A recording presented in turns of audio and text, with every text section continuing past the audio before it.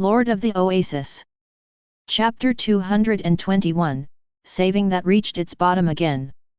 In this slightly tense atmosphere, desserts and breakfast were served. The beautiful maids were like a beautiful scenery. They carried the wooden plates briskly and placed the silver cutlery on the long table.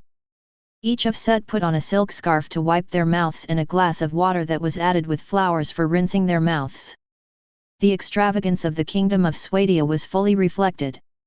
Although it was not yet to the extent that King Harlaus could enjoy it, as a castle-level Trondheim, there were also many rules.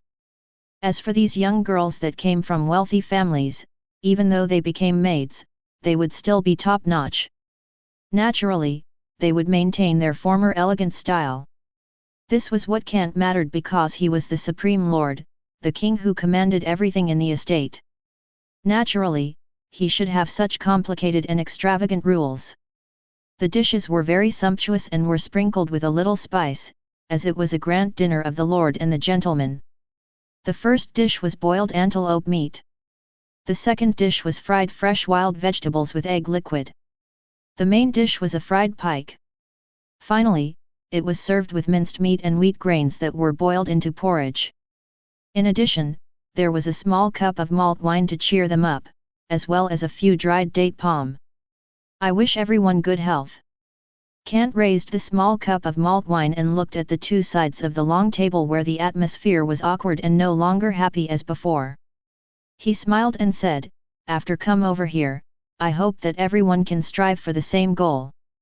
When we reach the peak, I don't mind dividing up the land and the castle to create a new future for my loyal subordinates." "Thank you for your kindness, Apprentices," and the other three raised their glasses together. But now, their eyes were shining. Kant's words were undoubtedly a stimulant, which shocked them instantly. Granted, with land and the castle was equivalent to becoming a noble. Although among them, for example, Apprentices was already a noble, he was still inferior to those noble who truly controlled a certain area and a castle.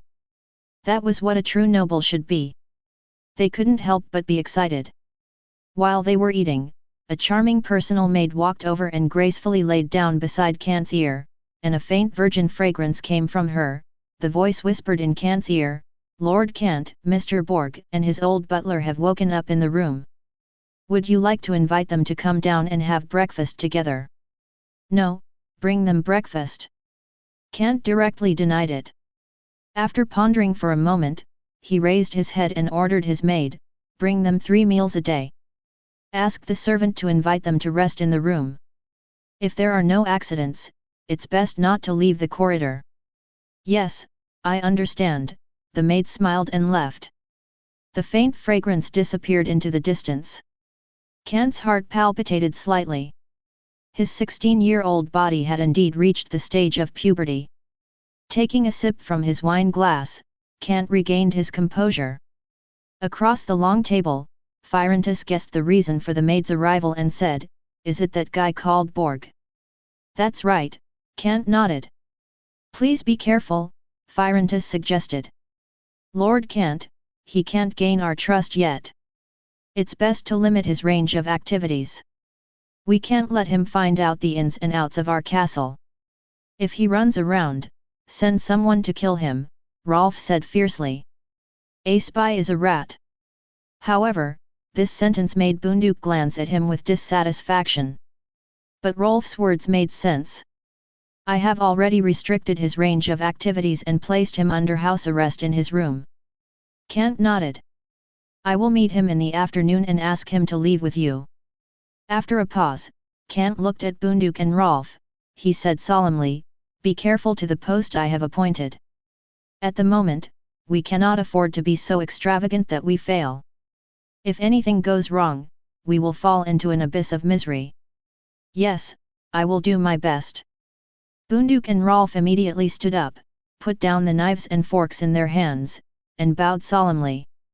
Kant stretched out his hand and gestured for them to sit down. "You must be 100% responsible for it." "Yes," the two of them answered solemnly and sat down. "And Manad?" Kant turned his head to look at Manad, and said with a solemn expression, "Arrange this Borg well. Give him 5,000 great silver coins. I think this money is enough to save some of their family's current decline. 5,000 great silver coins was equivalent to nearly a year's basic tax revenue in Lionheart City. It was definitely a huge amount of money in the dukedom of Leo. It was absolutely no problem to save the family that had fallen into decline. Although it could not bring back the dead, it could prolong the period of bankruptcy. They could still struggle to sell some goods, reduce the scale of business, and survive so that they would not become a poor family. There was no problem of doing so. According to Borg, their family's business completely relied on the fleet of the Resnistican River, helping them to operate and sell goods. Their annual net profit was only 2,000 great silver coins. Although they had lost the fleet, with Kant's investment, 5,000 great silver coins were enough to stabilize the current situation. Understood. Manad thought for a moment and nodded. Kant had considered enough. In terms of investment, this huge sum of money was enough. However, Manad still proposed his own suggestion.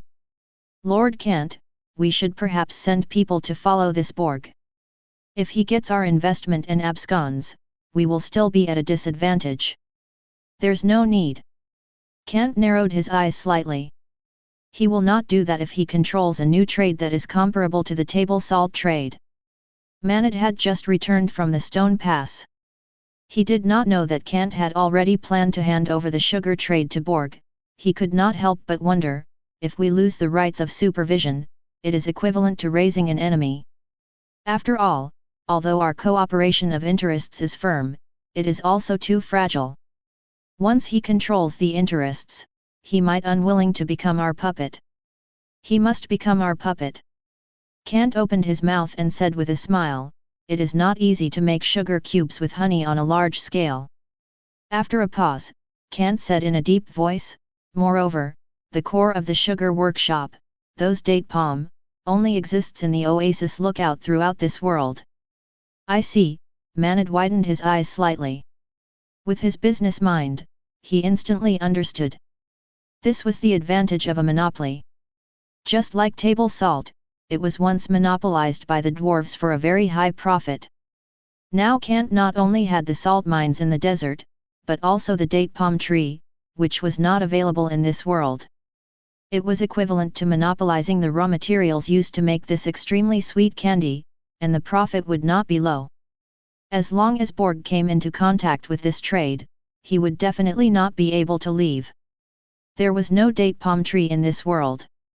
At least in Kant's impression, when he carefully recalled, there had never been such a tree plant in this world. This was also Kant's defense against Borg. Sugar cubes required a mixture of honey, date palm powder, and fried flour. The whole thing was similar to cake cutting. These date palm sugar cubes were durable and extremely sweet. Not only could they be used as seasoning, but they could also be eaten directly as a dessert. Compared to the nobles of the dukedom of Leo, they still ate bread with honey or made simple desserts with fruits. Date palm candies were even more attractive to the tongues and stomachs of these noble families. Borg's pledge of allegiance could not be unlimited. After all, he was not one of his own people like Phyrantus who came from the continent of Caradia. In the eyes of Kant, his trust level could not even be compared to that of a commoner. Just like now, he was not qualified to have breakfast with Kant. Perhaps Kant could choose to trust him after some performance, but it would never be possible to truly accept Borg as a core member. It was because people's hearts would change. Without the guaranteed loyalty from the system, Kant could not trust anyone at all. It was even more impossible to let these natives to have access to the core secrets. The wariness of a traveler was always from the heart and soul. Just like a thief, using an excuse to enter a stranger's home and always had the mind of avoiding being discovered. It was almost time for finishing the breakfast. The breakfast had basically been wiped out, leaving only a little residue. At this moment, on Kant's retina, a dialog box instantly popped up. Ding! As the morning sun rise, a new week begins. Income, you collect 2,600 dinars in Trondheim village. Expenditure, you pay 16,287 dinars to the entire army. This was a notification from the system. The crisp sound of metal coins colliding with each other was like wind chimes colliding with each other.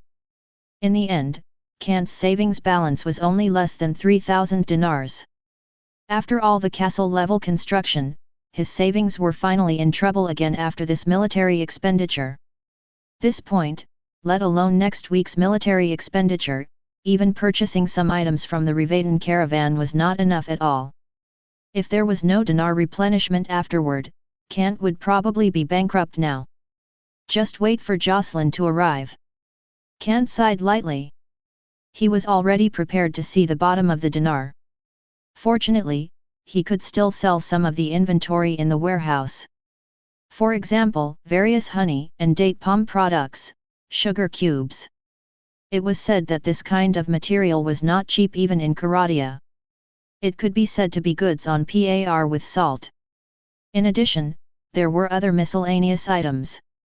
For example, elemental gemstones, various harvested crops, and war-damaged surplus goods could all be sold at a good price.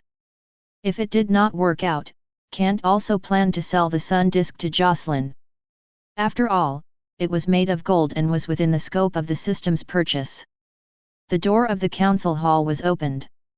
A Swadian knight quickly walked in and reported, "Lord Kant, Mr. Jocelyn from Rivaden is leading his trade caravan into the castle and into the grocery store."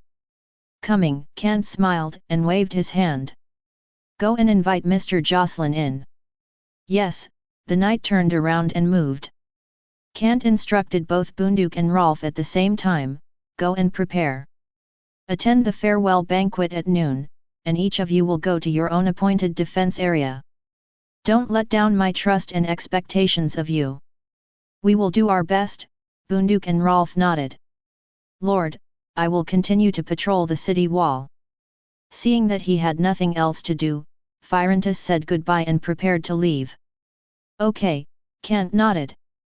"Go," he also told Firentus, "remind Bunduk and Rolf. Tell them the things that need to be noted, be more detailed and don't hide anything." Obviously, Kant understood the enmity between them, so he reminded them. "Don't worry," Firentus nodded. He turned around and left with Bunduk and Rolf. They were both combatants and were not good at internal affairs and economics.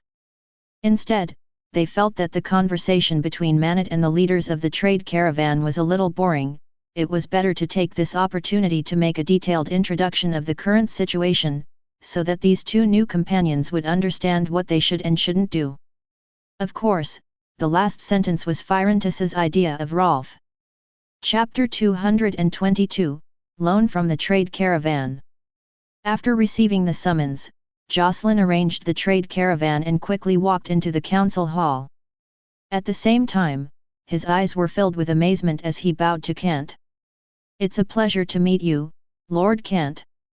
I didn't expect that your estate has already been built into such a magnificent castle.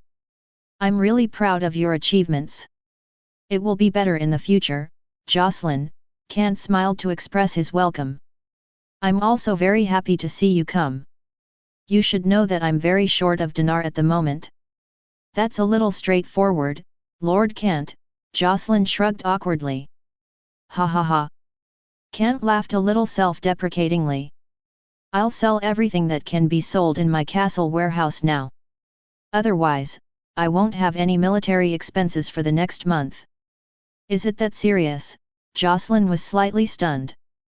Of course, Kant was also somewhat helpless. The cost of building this castle is not cheap. "So that's the case." Jocelyn sighed and said solemnly to Kant, "Lord, I will calculate the price of the goods according to the market price. You won't suffer any losses. Please rest assured." "Yes, please," Kant nodded. After a pause, he asked Kant, "How do you calculate the price of those elemental gems and gold?" Kant had quite a number of elemental gems at the moment. When he was not in Trondheim, Firentus would summon elemental giants every week. The elemental gems produced after killing the giants almost filled up the small box. Currently, Kant had a total of 36 earth elemental gemstones and 12 water elemental gemstones. Jocelyn also understood these exquisite gemstones that were damaged by the arrows. He lowered his head slightly and estimated in his mind for a moment before raising his head and saying, "I can buy these defective gemstones at 500 dinars each. Then these 48 elemental gems can bring in a profit of 24,000 dinars. Kant raised his eyebrows slightly. There was a hint of joy in the depths of his eyes. "That's right," Jocelyn nodded. "The price of these elemental gems is very generous." Kant's heart was moved. Perhaps the elemental giants that were produced every week could become the source of the dinars in the future, adding a way to obtain the dinar. However, Jocelyn reminded him, "Lord Kant, I don't recommend that you sell these elemental gemstones to the public. I remember that you once said the same thing." Kant frowned. Jocelyn had indeed said these words, but the problem was that he was currently short of money. If he did not sell these elemental gemstones, the entire administrative system of Trondheim Castle would probably deteriorate. He would not be able to pay for the maintenance for the large troop of soldiers, and there would be a lot of solders escaped and disbanded. The army was Kant's foundation. Manad also spoke to Jocelyn. "Currently, the financial revenue is lacking. We can only exchange the elemental gemstones and the sun disk for dinar. Although I don't understand, these elemental gemstones and rare items forged from gold are really not recommended to be sold." Jocelyn's tone was grave.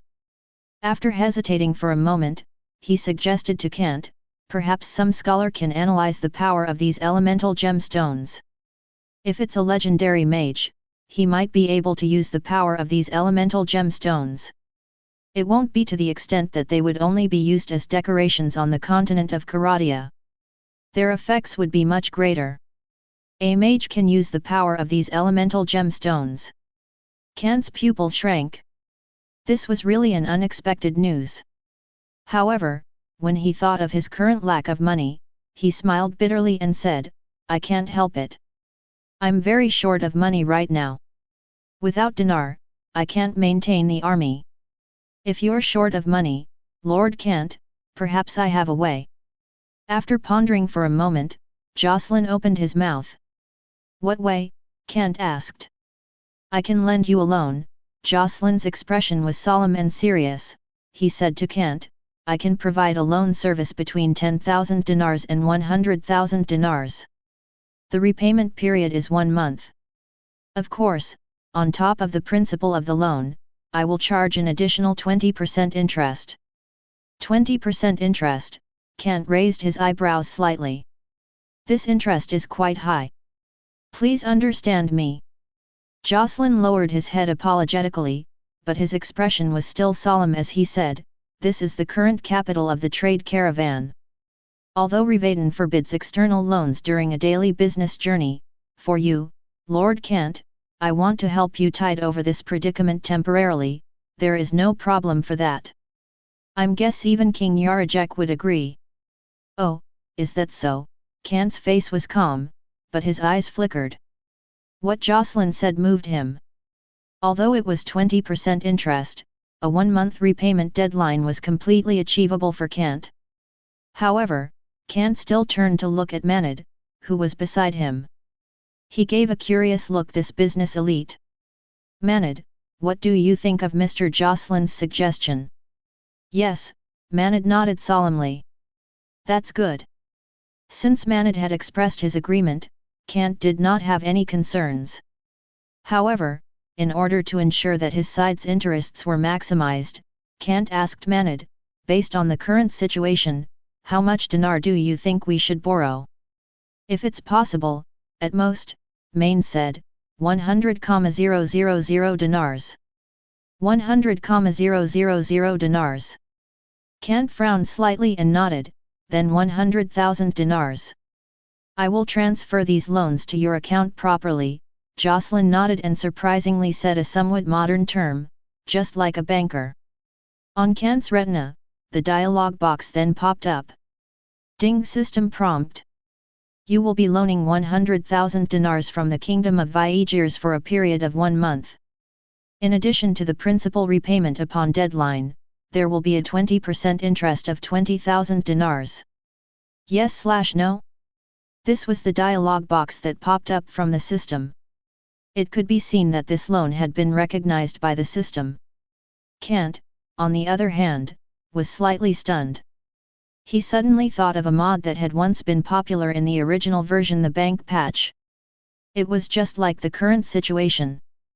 Not only could one save and withdraw money, but players could also borrow money when they were short of money. At the same time, they could also lend and invest when they had a lot of money. It was extremely suitable for the patch series mod in the real world. He did not expect that it would also be integrated into the golden finger by the system. Confirm the loan. Kant immediately nodded in agreement. Along with the crisp sound of metal coins colliding with each other, the balance of the deposit soared. Balance, 102,630 dinars. Happy cooperation. Jocelyn nodded respectfully at this time and said to Kant, I believe that you will use these loans to quickly earn enough principal and interest to complete the magnificent transformation. I believe that very much. Thank you for your help, Jocelyn, Kant nodded with a smile. It's just a small amount of help. Jocelyn appeared very modest. Manad smiled at Jocelyn and asked him, Mr. Jocelyn, you have been the leader of the trade caravan in Rivaden for many years. I wonder if you want to have a better development. Hey, Jocelyn was slightly stunned. Better development. In fact, Kant also looked at Manad in a daze, not understanding what he meant. Manad smiled and explained, Lord Kant has 2 trade caravans, but he lacks people like you, Mr. Jocelyn, who know how to do business and lead the trade caravan. That's right, that's true, Kant thought about it, but he nodded his head. Jocelyn's talent in business was not bad. Although he could not compare to Manad, leading the trade caravan to various cities was not a problem for him. Manad wanted to recruit talents for Kant. As the Lord, Kant also looked forward to the talents joining him. He said sincerely, Jocelyn, I am very short of talents in business. If you can join, I think it will relieve a lot of my pressure. Is that so? Jocelyn's face was slightly stunned, but his eyes were flickering. He was indeed moved. This was the land of miracles. A place that everyone in the entire continent of Karadia wanted to come to. After swallowing his saliva, Jocelyn still stabilized the emotional ripples in his heart. He said solemnly to Kant, Lord Kant, please allow me to explain this matter to King Yarajek. After all, I am still the leader of the Rivaden caravan. If I were to rashly leave my post during this business trip, I think it would be an extremely irresponsible thing to do. I understand, Kant smiled and said, it is good that you are willing to help me. Of course, I am willing to accept your invitation, Lord Kant. Jocelyn looked at Kant and at Manad at the same time. He stood up very solemnly and bowed. He thanked him with the most ceremonious manner. This is the land of miracles. After I have arranged for the daily handover this week, I am willing to rush to the castle on the 2nd week to join your business team. That's good. When the time comes, Manad, I'll let you help Jocelyn get started as soon as possible. Kant smiled and arranged for Manad. Don't worry, Manad nodded, Mr. Jocelyn is a dutiful leader of the trade caravan. In the entire continent of Karadia, being the leader of a trade caravan was enough to show his ability. And Jocelyn was even discharged from the army by the Viegir Knights. He was quite talented in martial arts and business, and he had a natural sense of certain dangers. Even if he encountered danger, he could calmly handle it and perfectly overcome the danger. Whether it was to let him lead a team to the continent of Karadia, or to lead a random trade caravan, even if he went to the Stone Pass to carry out the table salt trade, he would be able to do it excellently. Manad believed in Jocelyn. It was precisely because of this that he wanted to rope Jocelyn to Kant's side and provide the necessary help for Kant's rapid development of business. After all, there was a trade caravan that could go to the continent of Karadia or other mod worlds. They would bring a good amount of fortune. Being a merchant was an extremely profitable way to make money. The three of them chatted happily. However, Kant still remembered Jocelyn's words. He turned his head slightly and instructed the maid, "Send all the elemental gemstones in my room to the apprentice dormitory on the top floor. Tell them that if possible, please let them study these powers." "Yes, Lord." The maid nodded and immediately turned around to deal with it. Chapter 223, Research of Mage Apprentices. The maid quickly sent a box full of elemental gems to the dormitory on the top floor. These otaku mage apprentices did not have many hobbies. Studying the essence of magic was what they were passionate about, just like the graduate students who loved to study. They worked extremely hard. In the world of the Unfoth Empire, it was the world of the high magic mod, the Wind of War. It could be said that it was the most difficult world to play among the Mount and Blade mod.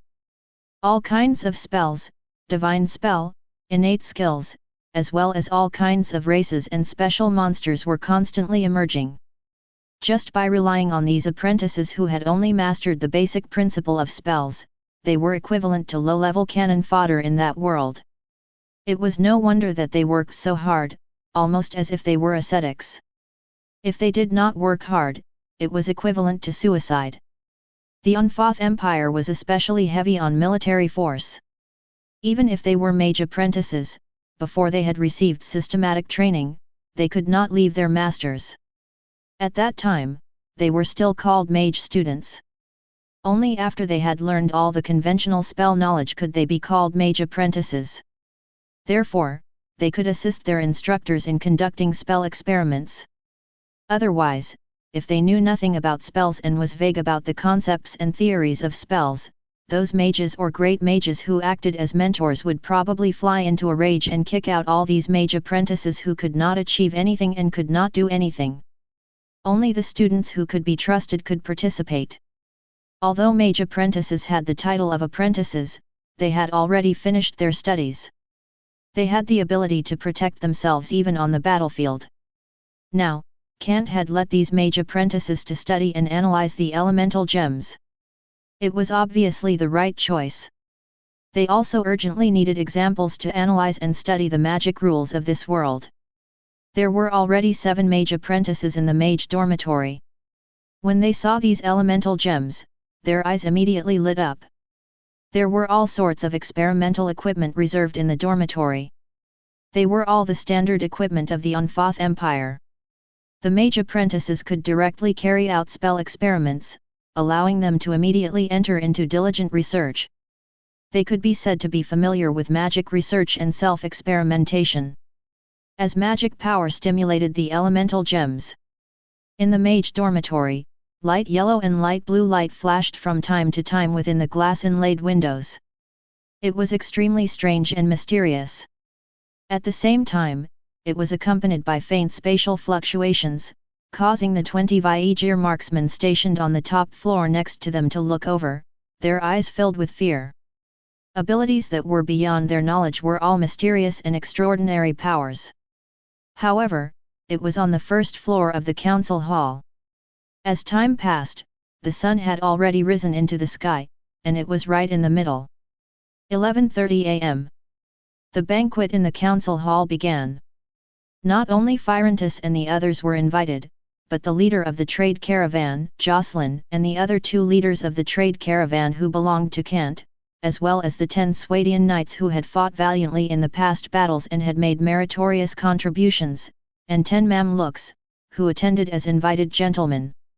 Although the Swadian knight and Mamluk were troop class, they were the noble gentlemen of the Kingdom of Swadia and the Saran Sultanate, and did not wear full armor, but simply wore casual clothes, which gave them an elegant demeanor. The banquet was very large and could be said to be the largest noble banquet held by Kant. Borg and his old butler were also invited. This was a farewell banquet. Bunduk and Rolf were going to lead their troops to their respective defense areas. At the same time, Borg was going to leave. His mission was to return to the East County as Kant's spy. In the future, there would be a continuous support from Trondheim Castle to Borg so that his family could overcome the difficulties. At the same time, he would develop his own power in the East County territory and provide all kinds of secret information for Kant to intervene in the Dukedom of Leo in the future or providing necessary help. Kant had paid a great price to invest in Borg. 5,000 great silver coins had been handed over to Borg. At the same time, there was a trade cooperation agreement signed between the two sides. In the Dukedom of Leo, it was roughly estimated that the price was 20 great silver coins for a bag of date palm candy. Kant sold it to Borg for 10 great silver coins, which was equal to a 50% discount. As for how Borg would sell it in the future, it was up to him. Kant and Oasis Lookout did not have many restrictions on him. Kant only needed Borg to send some information back to him during the monthly transactions. However, when Kant sent spies into the Dukedom of Leo or the East County territory to develop secret forces, Borg had to help. Otherwise, the cooperation between the two sides would automatically be dissolved. He and his family members would also be on Kant's assassination list. Under the temptation of benefits and the threat of force, Borg had no choice but to cooperate. This was the only way he could choose. If he did not cooperate, Kant would definitely let the soldiers kill him. In fact, even if Borg returned to the Dukedom of Leo, he would have to accept the fact that his family would be bankrupt. Everyone would become a pauper with nothing. That was much worse than death. Borg simply chose to cooperate. When he came to the Naran Desert, he saw the castle on the Oasis Lookout. Borg understood that he had found a new opportunity. Moreover, after seizing this opportunity in his cell, he no longer had the idea of being a spy for Viscount Wayne. He had the confidence to let his family rise again. After controlling the extremely sweet sugar trade, why would his family still go bankrupt? Absolutely not. After the banquet ended, Borg set off together with Bunduke and Rolf. He and his old butler was very satisfied. At the same time, he was astonished by Baron Kant's military strength, and he was even more certain of his cooperation. As for whether he would betray Kant or not, Kant had warned him beforehand that if he chose to betray, his entire family would be assassinated. Borg had a bottom line in his heart after that. He did not have any single thought of betrayal. This was a blatant threat. Kant did not hide his determination to assassinate anyone. Borg also believed in the authenticity of Kant's words. Just like now. Manet and his 30 camels formed a camel team and were heading to the Stone Pass for the table salt trade. They were accompanied by 30 Sarandian horsemen as guards. The 10 horsemen were Borg's personal guards. They followed him from the small path in the Seenway range, bypassing the Stone Pass, and bypassing the Nobles' Eyes of the North and East County through the hidden mountain paths. These horsemen would guard Borg's family and help him solve his future problems, as well as act as monitors. These 10 night-level Sarandian horsemen made Borg's heart tremble. He didn't dare to have any thoughts of betrayal. After all, ordinary noble didn't have the capital to recruit these powerful horsemen. Before they reached the post house, both sides separated. After all, there were many people around the post house. If they were discovered by spies, they would have to deal with these troubles. Manet still followed the usual route to the Stone Pass. On the back of the single-humped camel, there were bags of fine white salt. Each trade brought back 2,000 great silver coins or resources that were urgently needed in the Oasis Lookout. This was a trade line that could not be concealed. At the same time, it was also an obvious sentry that attracted many gazes. However, any spies and merchants who went to the post house and rested for a short period of time could not get close to the camel caravan. This was because the 20 Sarandian horsemen would not be polite. If they did not listen to the advice, they would be whipped. If the other party drew their swords, these horsemen would charge forward without fear, displaying the valiant combat strength of a level 4 cavalry. Ordinary merchants and guards were unable to contend against these Sarandian horsemen. Moreover, they were in the desert where the horseman was most adept at it. If they caused some unpleasant incidents, they were just simply looking for trouble. It was simple for Bunduke.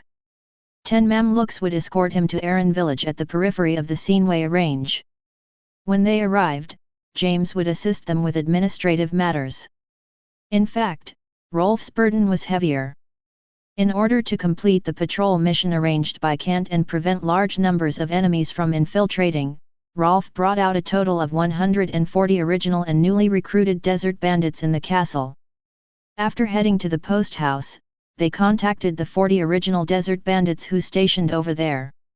All of them had 180 people, which was almost equivalent to a medium-sized cavalry team. Moreover, their combat strength was relatively strong, and they were good at running and attacking in the desert. In a harsh environment, only these bandits could patrol the desert. Kant was worried that a strong force might appear. He even specially arranged for Rolf to have 50 Sarandian horsemen as the main assault force. If they encountered enemies that the desert bandits and light cavalries could not contend with, they would have these heavy cavalries charge directly and destroy anyone who dared to step into the desert and the intruders who came to their estate.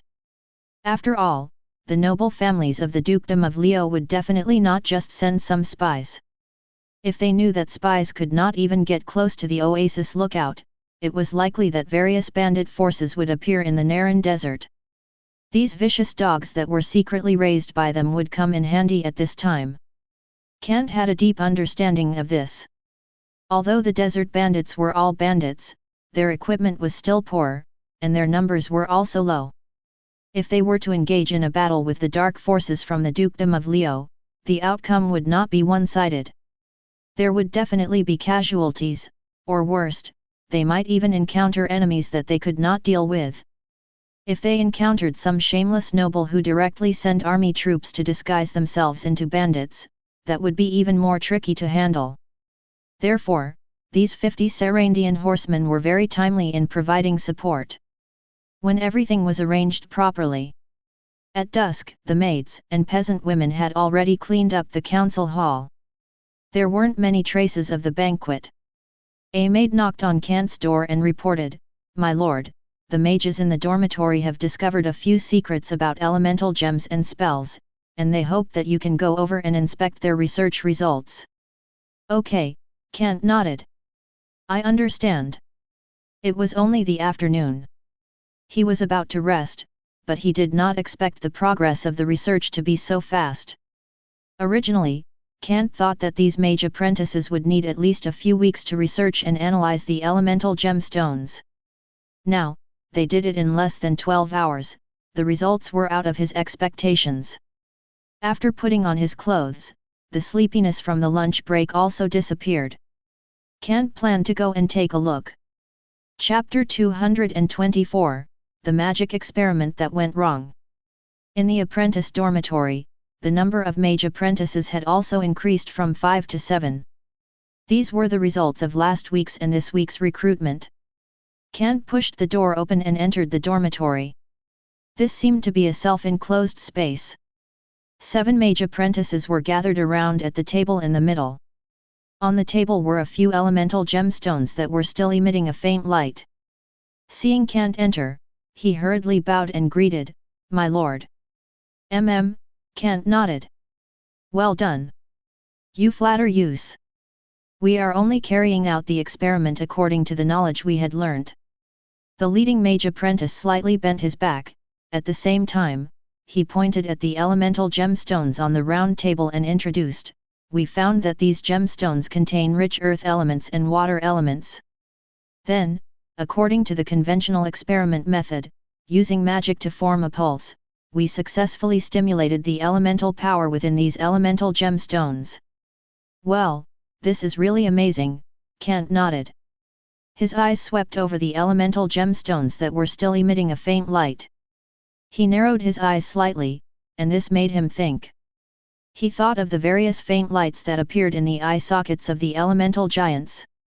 This kind of faint light represented life. Or rather, it represented a being that was able to move and think. It was this kind of faint light that indicated that the elemental gemstones had been stimulated, allowing these elemental giants to form their own unique way of living. Different from flesh and blood, a different type of elemental life form. Kant frowned slightly.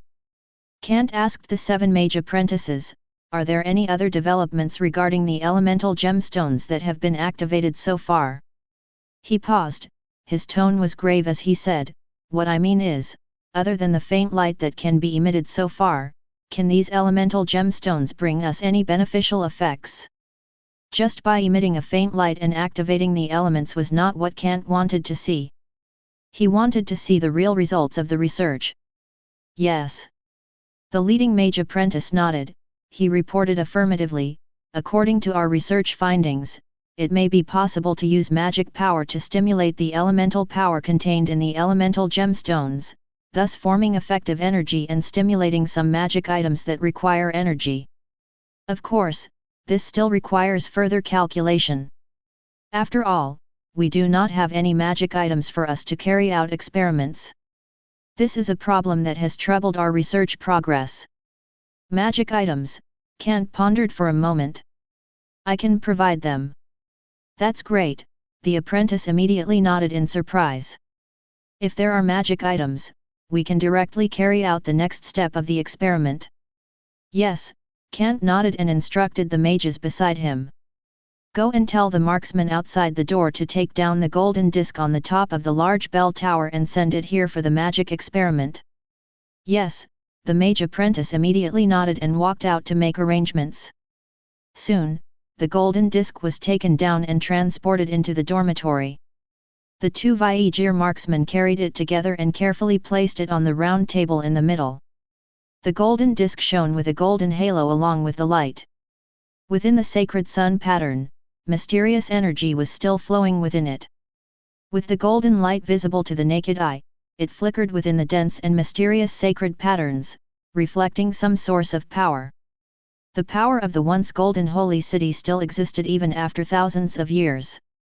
It was just that when everyone looked at the sun disk, they no longer had the respect they once had. Instead, there was an experiment that was like a blasphemy to it. For research, the mage apprentices were rational. And the mage apprentices, who had grasped the foundation of magic and obtained the magic power, they only had respect for the once magnificent power, and did not have the fanatical faith for the so-called gods. This was a rational study. The sun disk was fixed, and the magic equipment inlaid with 10 elemental gems was ready. There were 5 earth elements and 5 water elements each. The 7 mage apprentices leaned on the 2 sides of the round table, the magic staffs in their hands slightly extended forward and aimed at the elemental gems that had been fixed on the magic equipment. They softly chanted an unknown incantation, which appeared with some mysterious rhythm. The pale yellow and pale blue light expanded, and there were even a few pulses that struck the gold-forged round plate directly. The energy quickly washed away the sacred sun pattern carved on the round plate. It even formed a yellow and blue light, filling up the dent of the sacred sun pattern. And it filled up more and more until it was full. What's going on? Kant raised his eyebrows slightly, and his heart beat slightly faster. He seemed to have sensed that something was wrong. As the sacred sun pattern was filled up, an even greater power began to spread in the golden disk. He could even see the data flow on the surface of the sacred sun pattern. The energy is overloading. The leading apprentice exclaimed. What? Kant was so angry that he laughed. He glared at the apprentice and said, Is this the magic experiment that created from your so-called magic theory? I'm sorry, my lord, we are just apprentices. The leading apprentice's eyes were filled with horror.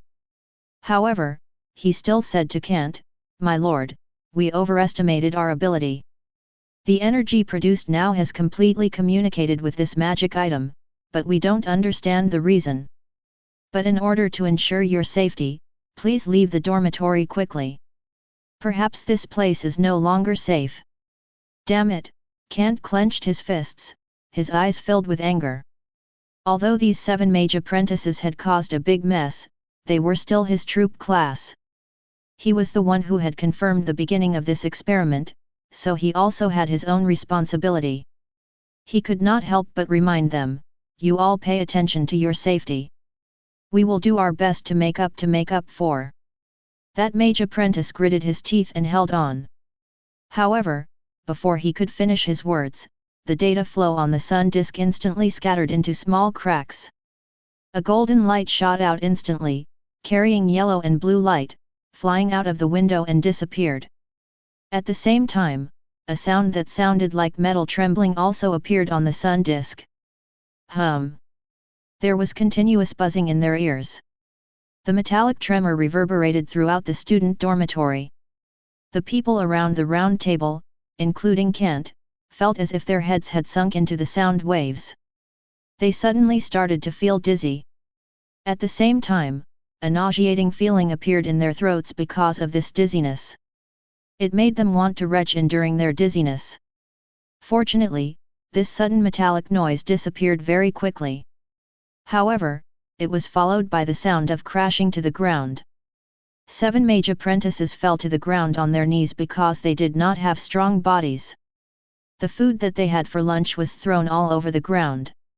However, the 2 Vaegir marksmen were still barely in their status. Despite feeling dizzy, they still forced their way over, wanting to support their Lord Kant. There's no need. Kant stretched out his hand, rejecting their support. Data flowed in his eyes, and the surface of his skin seemed to be covered with a special layer of gauze. This was the protection of the system. Just now, when the metallic trill suddenly appeared, Kant had indeed been affected by it and could not help but want to retch, but the data that came from the depths of his soul spread out, clearing away the dizziness in his head. He able to return to normal state, so he did not suffer too much damage. I'm sorry, Lord. The 7 mage apprentices also recovered, but at this time, they stood by the side with their heads lowered, wiping the filth at the corners of their mouths, and even their voices became softer. Remember today's mistake, Kant reprimanded. But thinking that he only had these 7 mage apprentices, he could not help but sigh. It's good that there are no accidents. Kant couldn't accept the fact that someone was injured or killed because of this.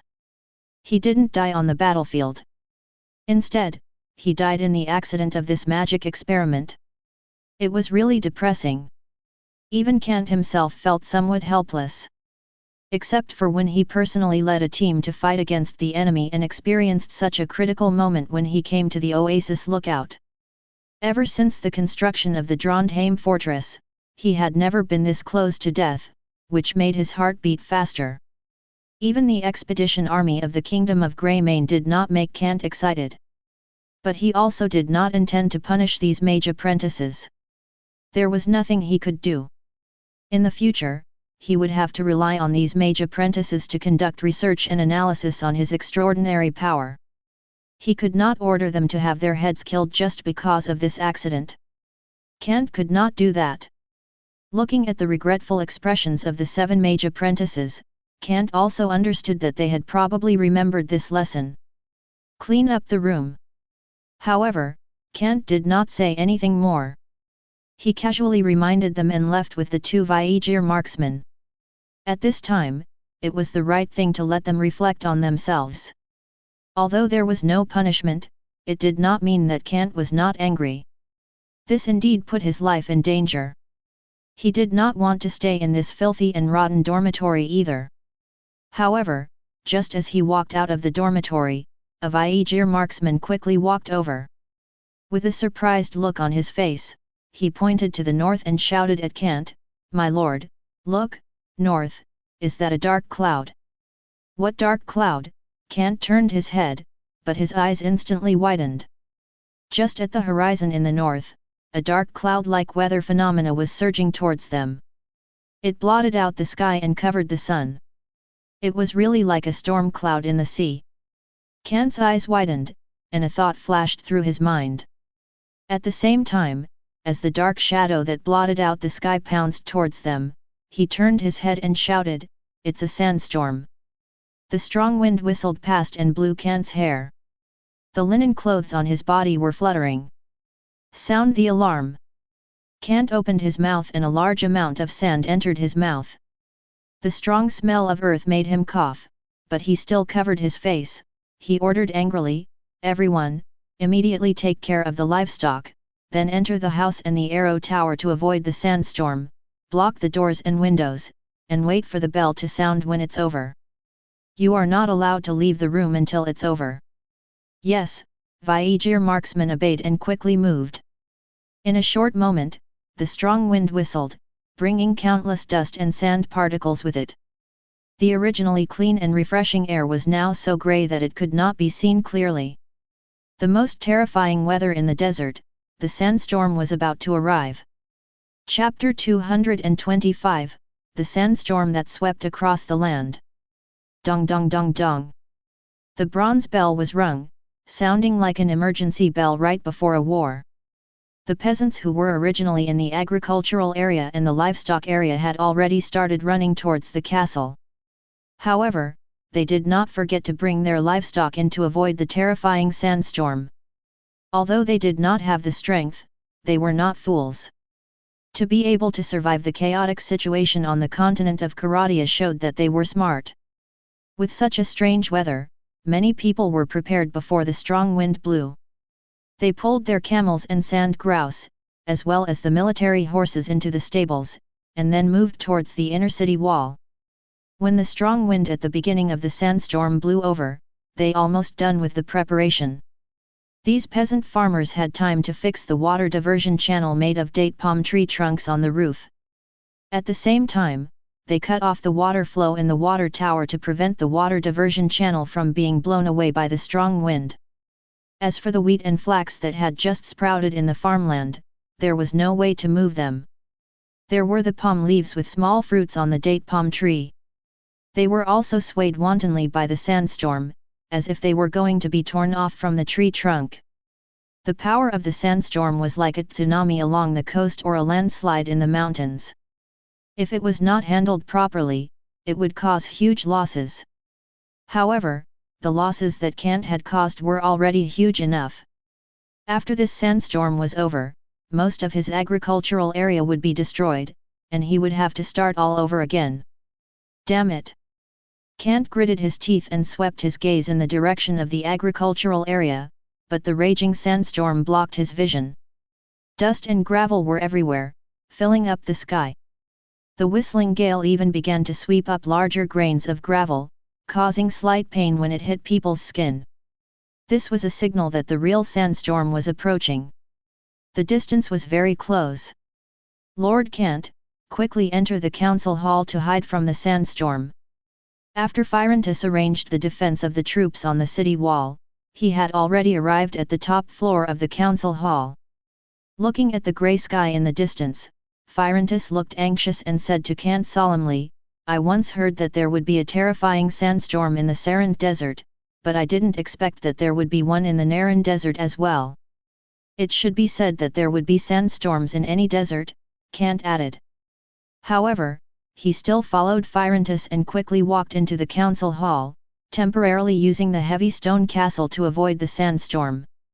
Although the sandstorm was terrifying, it could not destroy the stone walls and block houses. Inside the council hall of the stone castle, the maids also worked together to close the windows. Thanks to the military structure, they only needed to close the wooden boards that were embedded with iron sheets and nails, and the sandstorm would be completely blocked outside. The wind could not blow into the stone castle at all, allowing them to enjoy a moment of peace here. Will the watchtower be destroyed by the strong wind? Kant sat in his seat. His brows were slightly furrowed, but he still appeared to be worried. The large watchtower was a full 40 meters tall. Although the watchtower was usually the highest point, in this sandstorm, it was also the first point that was affected by the strong wind and sandstorm. Phyrontis comforted him, "No, Lord Kant. The watchtower is made of stone and is half a meter thick. Unless there is an earthquake, no matter how strong the wind is, it will not be able to destroy the watchtower." "I hope so," Kant sighed. "But Lord Kant." Phyrontis frowned and said with some doubt, "This sandstorm came suddenly. It is very surprising." "Yes," Kant nodded. "Logically speaking, the appearance of a sandstorm would also have some meteorological anomalies. Just like the halo of the sun before a heavy rain. The oppressive dark clouds before the storm. However, this sandstorm did not have any unusual circumstances. Instead, it appeared out of thin air. It really caught them off guard. Even if there were no casualties at the moment, it was still very surprising. Kant was also surprised because according to his memory, there had never been a sandstorm in the Naran Desert. The records of the Academy were not wrong. There was a historical record of hundreds of years and there was no record of the sandstorm phenomenon in the Naran Desert at all. It was just a desolate forbidden area of civilization. This is really... Kant muttered to himself and lowered his head. An accident. However, he immediately raised his head and thought of the accident that happened when he was in the apprentices' dormitory, watching the 7 mage apprentices carry out their magic experiments. It seemed that it was due to that golden stream of light shot out of the window and disappeared into the horizon. In less than 10 minutes, the sandstorm began. Could it be because of this? Kant clenched his teeth. Apprentices also noticed that Kant seemed to know something and could not help but ask, "What did you find, Lord Kant?" Kant's heart was racing, and a palpitation made his breathing a little hurried. He listened to the howling wind outside the window, and the soft sound of the gravel hitting the iron window in the wind. Kant frowned. It seems that our troubles are coming. He pondered for a moment and looked at Apprentices.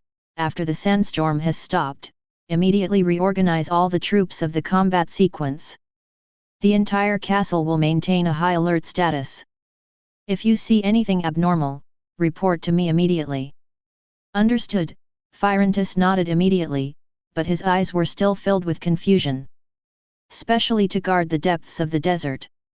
Kant did not have the intention to answer. This was only his guess. But even if it was a guess, he did not intend to let down his guard. Instead, he instructed Apprentices, "Tell the cavalries on patrol that if they encounter a human wearing golden clothing or coming from the depths of the desert, if they do not show any malice, do not attack first. At the same time, keep your guard up, you must stabilize the other party." "Yes, I will give the order." Apprentices nodded solemnly. After giving the order, Kant let out a sigh of relief. Thinking of the mysterious woman he saw in the ruins beneath Aran village in the Sinway range, his heart palpitated even more. He even felt that he might have really triggered some important key node. For example, he would let the 7 mage apprentices who only had solid basic skills to conduct magic experiments on the sun disk. However, at this moment, the system's dialog box suddenly popped up on his retina. Ding! Special quest issued. Special quest, bear the consequences. Reward, 10,000 dinars, 10 honor, 1,000 reputation. Introduction: when you chose the magic experiment, the golden light escaped in the sun disk, and the sandstorm appeared in the depths of the desert, blowing fiercely around the desert. However, when the sandstorm is over, you should go to the relics under Aran to take a look. Maybe you can detect more abnormalities there. Kant glanced at the dialog box on his retina and frowned slightly. As expected, he could not help but mutter to himself. It was really because of that magic experiment that caused this sandstorm to appear in the depths of the desert. However, Kant's brows were tightly furrowed. The system had surprisingly given him a special quest instead of the main storyline and side quest. Kant took a deep breath as he scanned through the bountiful reward of the quest. His heart calmed down. He should be the one to bear the consequences. The system's quest name was right. This was his mistake. If he had not recklessly given the sun disk to the mage apprentices to conduct magic experiments, none of this would have happened. However, the system's quest was not in the depths of the Naran Desert, but the relics under the Aran village. This caused Kant's brows to furrow even more. The system was hinting at something. However, as long as he waited for the sandstorm to subside, Kant planned to personally lead a team to take a look. He absolutely could not allow his village of the Kingdom of Rhodix to be affected in the slightest. If there were any abnormalities in the relics within the mountain, if it collapsed, it would affect the existence of the mountain peak. It was like the saying, "Be bound together for good or ill." However, this sandstorm lasted a little longer. Darkness covered the Naran desert. Even the sandstorm was covered in its darkness. In the bell tower, the bronze bell was rung. The bronze bell rang 8 times in total, which meant that it was already 8 p.m. This sandstorm that started at 5 p.m. had already lasted for nearly 3 hours. "My lord, let's eat first." The maids served dinner. There was a food storage room in the basement of the council hall. In truth, most of the food storage in the castle was located in the storage room at the bottom of the council hall. This was to ensure that when the city wall was breached, the defending troops could rely on the council hall in the stone castle to counterattack. They could drag the enemy to the point where they could only retreat, or they could welcome reinforcements from both inside and outside to defeat the enemy and obtain the final victory. However, even now, the food storage could help Kant and the others solve the food problem. After all, a large amount of food was piled up here, and they could not finish it no matter how many dozens of people there were. Of course, the houses in the residential area also had basements. The civilians would also store small amounts of food in them, as snacks or suppers, to solve similar problems. This was a habit left over from the continent of Karadia. Wandering around, they did not know when they would encounter all kinds of dangers. Therefore, they would leave food in the basements or hidden places to survive, so as to avoid not having any food to survive. During this time of sandstorm, the council hall could not distribute food. The food stored in advance came in handy. Everyone relied on the food stored in the storage to survive for a few days. After the sandstorm subsided, they would be able to get food supplies from the council hall. Everyone was optimistic. After all, the sandstorm would not last long, especially the Sarandian people, who were used to it. The sandstorm in the Sarand desert would last 4 to 5 days at most. This was the largest sandstorm. Even if the food ran out, the council hall could still arrange people to distribute the food. However, it would be a little dangerous. They had to wear heavy armor and tie each other with ropes to prevent accidents. After all, the wind speed was extremely high. If there were no safety measures, the strong wind alone could blow up the people who were lighter, not to mention the gravel and stones that flew rapidly in the strong wind. With the support of the strong wind, the gravel and stones could hit people's body and cause pain. If one was unlucky and encountered a flying block of wood, it was possible to get hit in the head, stun the person, and be buried alive by the sandstorm. One must not be careless. Chapter 226, The Desert Bandits Who Came on an Adventure. The sandstorm lasted for a whole night. The next morning, as the strong wind weakened, it finally dissipated into nothingness. The heavy iron door of the council hall was opened.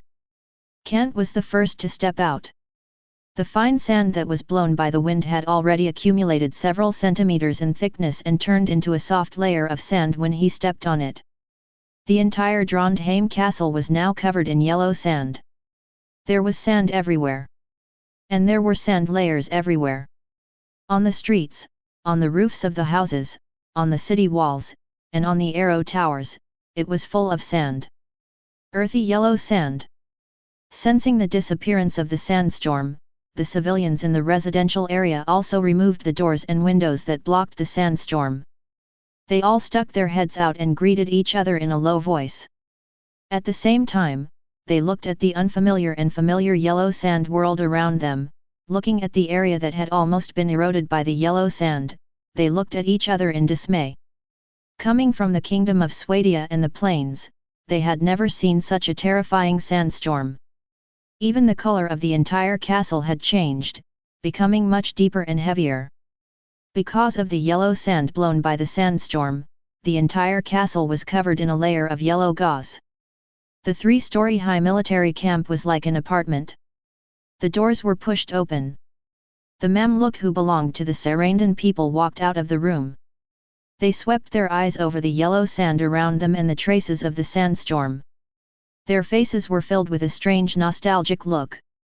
They all thought of the Sarandian desert in the past. But they still clapped their hands and signaled to their comrades who were also shocked by the scenery around them. "It's time to work.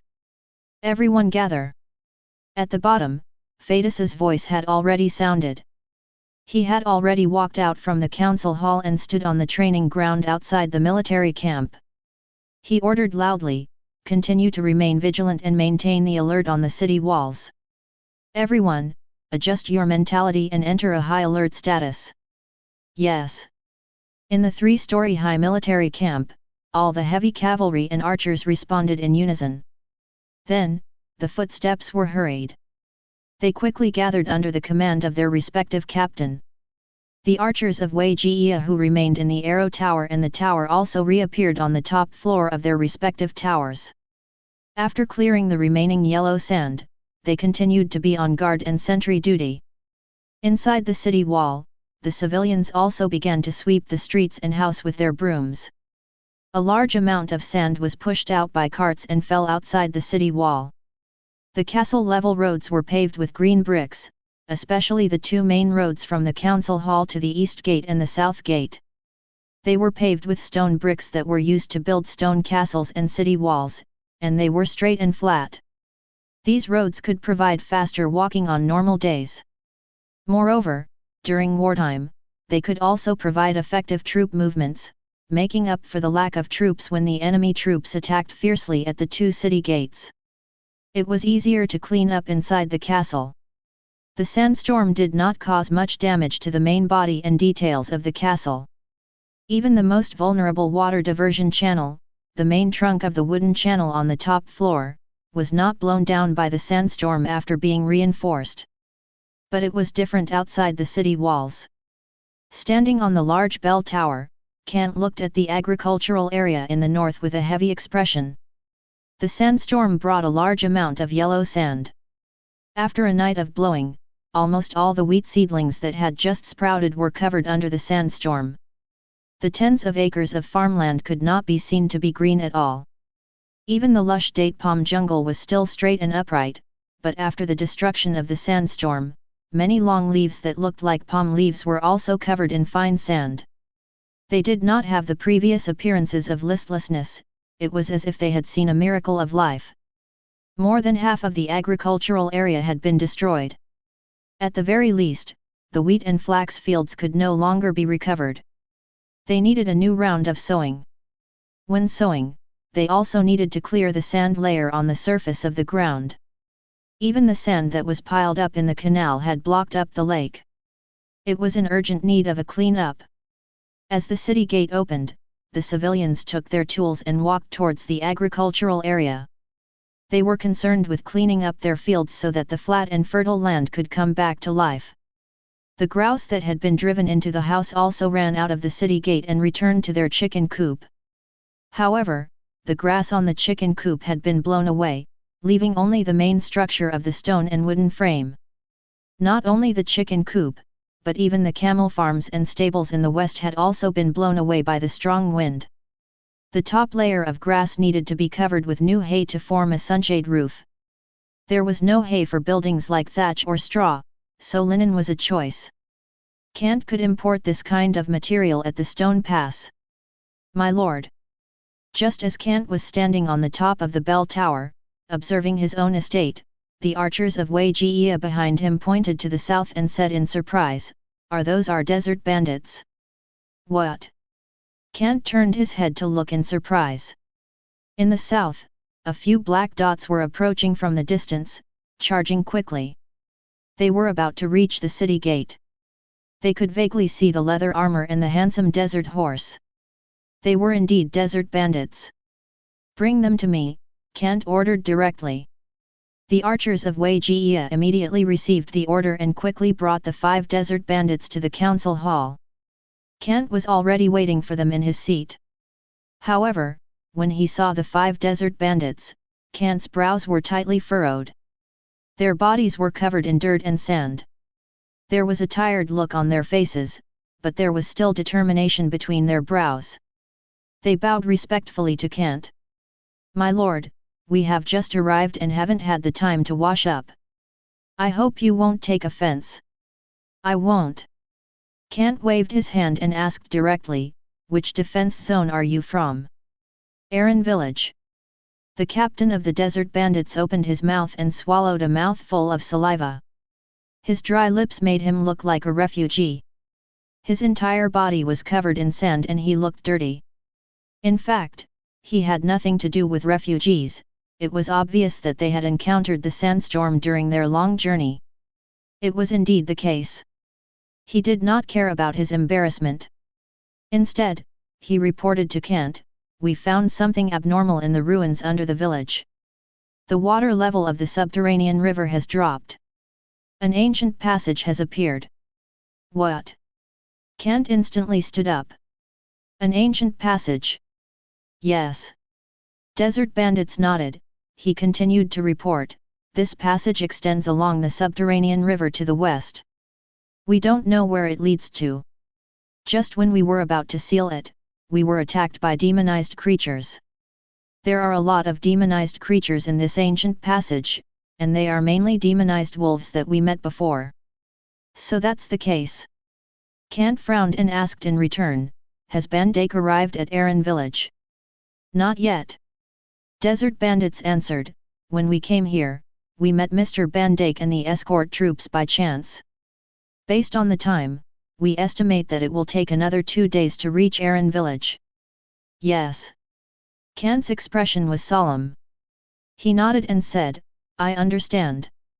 After saying that, he waved his hand and signaled the servants to bring them down to rest for the time being.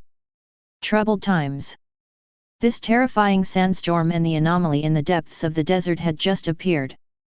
The Aran village in the Sinway range had unexpectedly appeared again, and there was even an ancient passageway.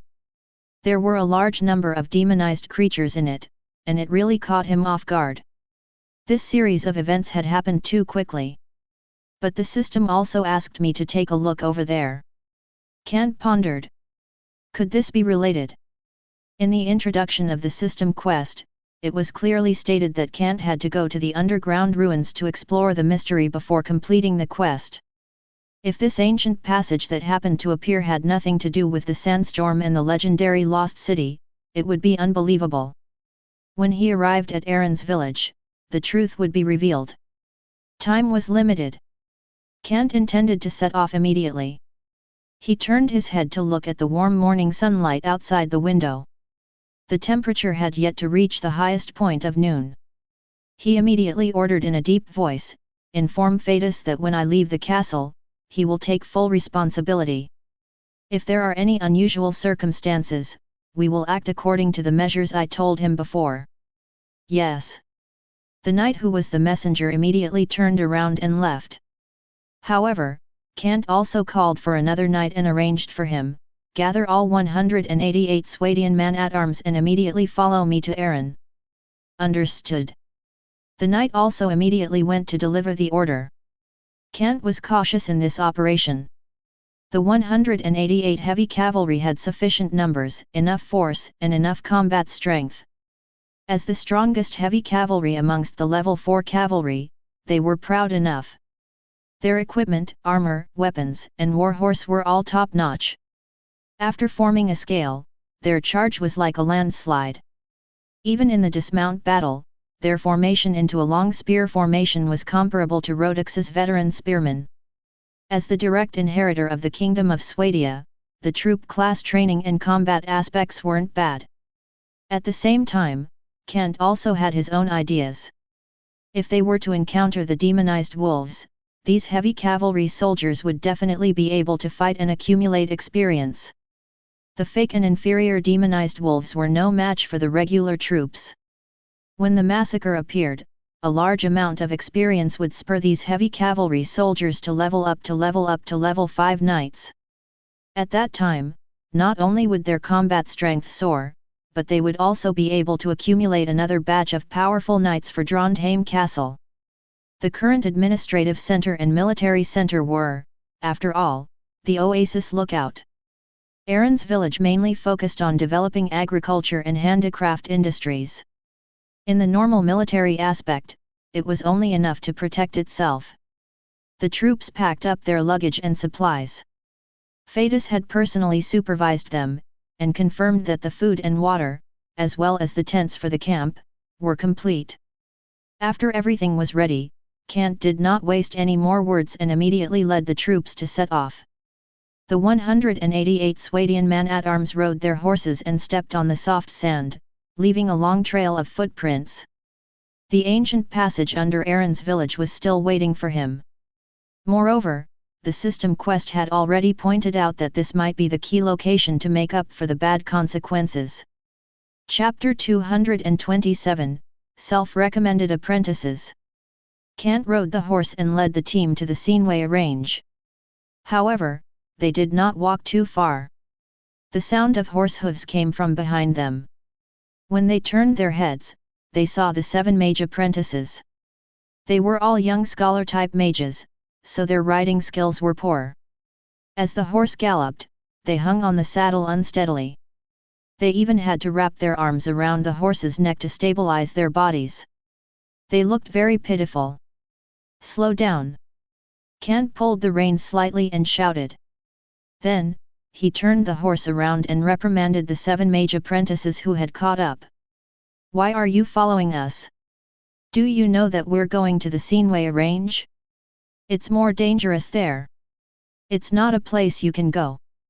The combat ability of the mage apprentices was currently inferior to that of the Varga archers. Although the power of their spells was greater, but their casting range and times were pitifully few. In addition, their own strength was inferior, and they had never learned close combat skills. It was equivalent to casting 10 times a day. These wizard apprentices who wore thin wizard robes and held wooden staffs were no different from ordinary civilians. No, there was still a difference. At least the Swadian peasant would use a sharpened long scythe to fight back like a cornered beast. They were much stronger than these wizard apprentices who only had wooden sticks. "It's very dangerous there. It's not that I'm deliberately belittling your combat strength." Kant spoke very directly and tried to dissuade them. "You're still the most basic apprentices. It's very dangerous to face the magical creatures that appeared in the Scenway range." He paused and sighed. "If you can become mages and have more spells cast, stronger destructive spells, and mysterious summoning spells, perhaps I can bring you there." He only had 7 mage apprentices with extraordinary powers. If he lost them in the dangerous ruins, it would not be worth it. This was not training his troops, but sending them to their deaths. "My lord." The eyes of these 7 wizard apprentices were filled with determination.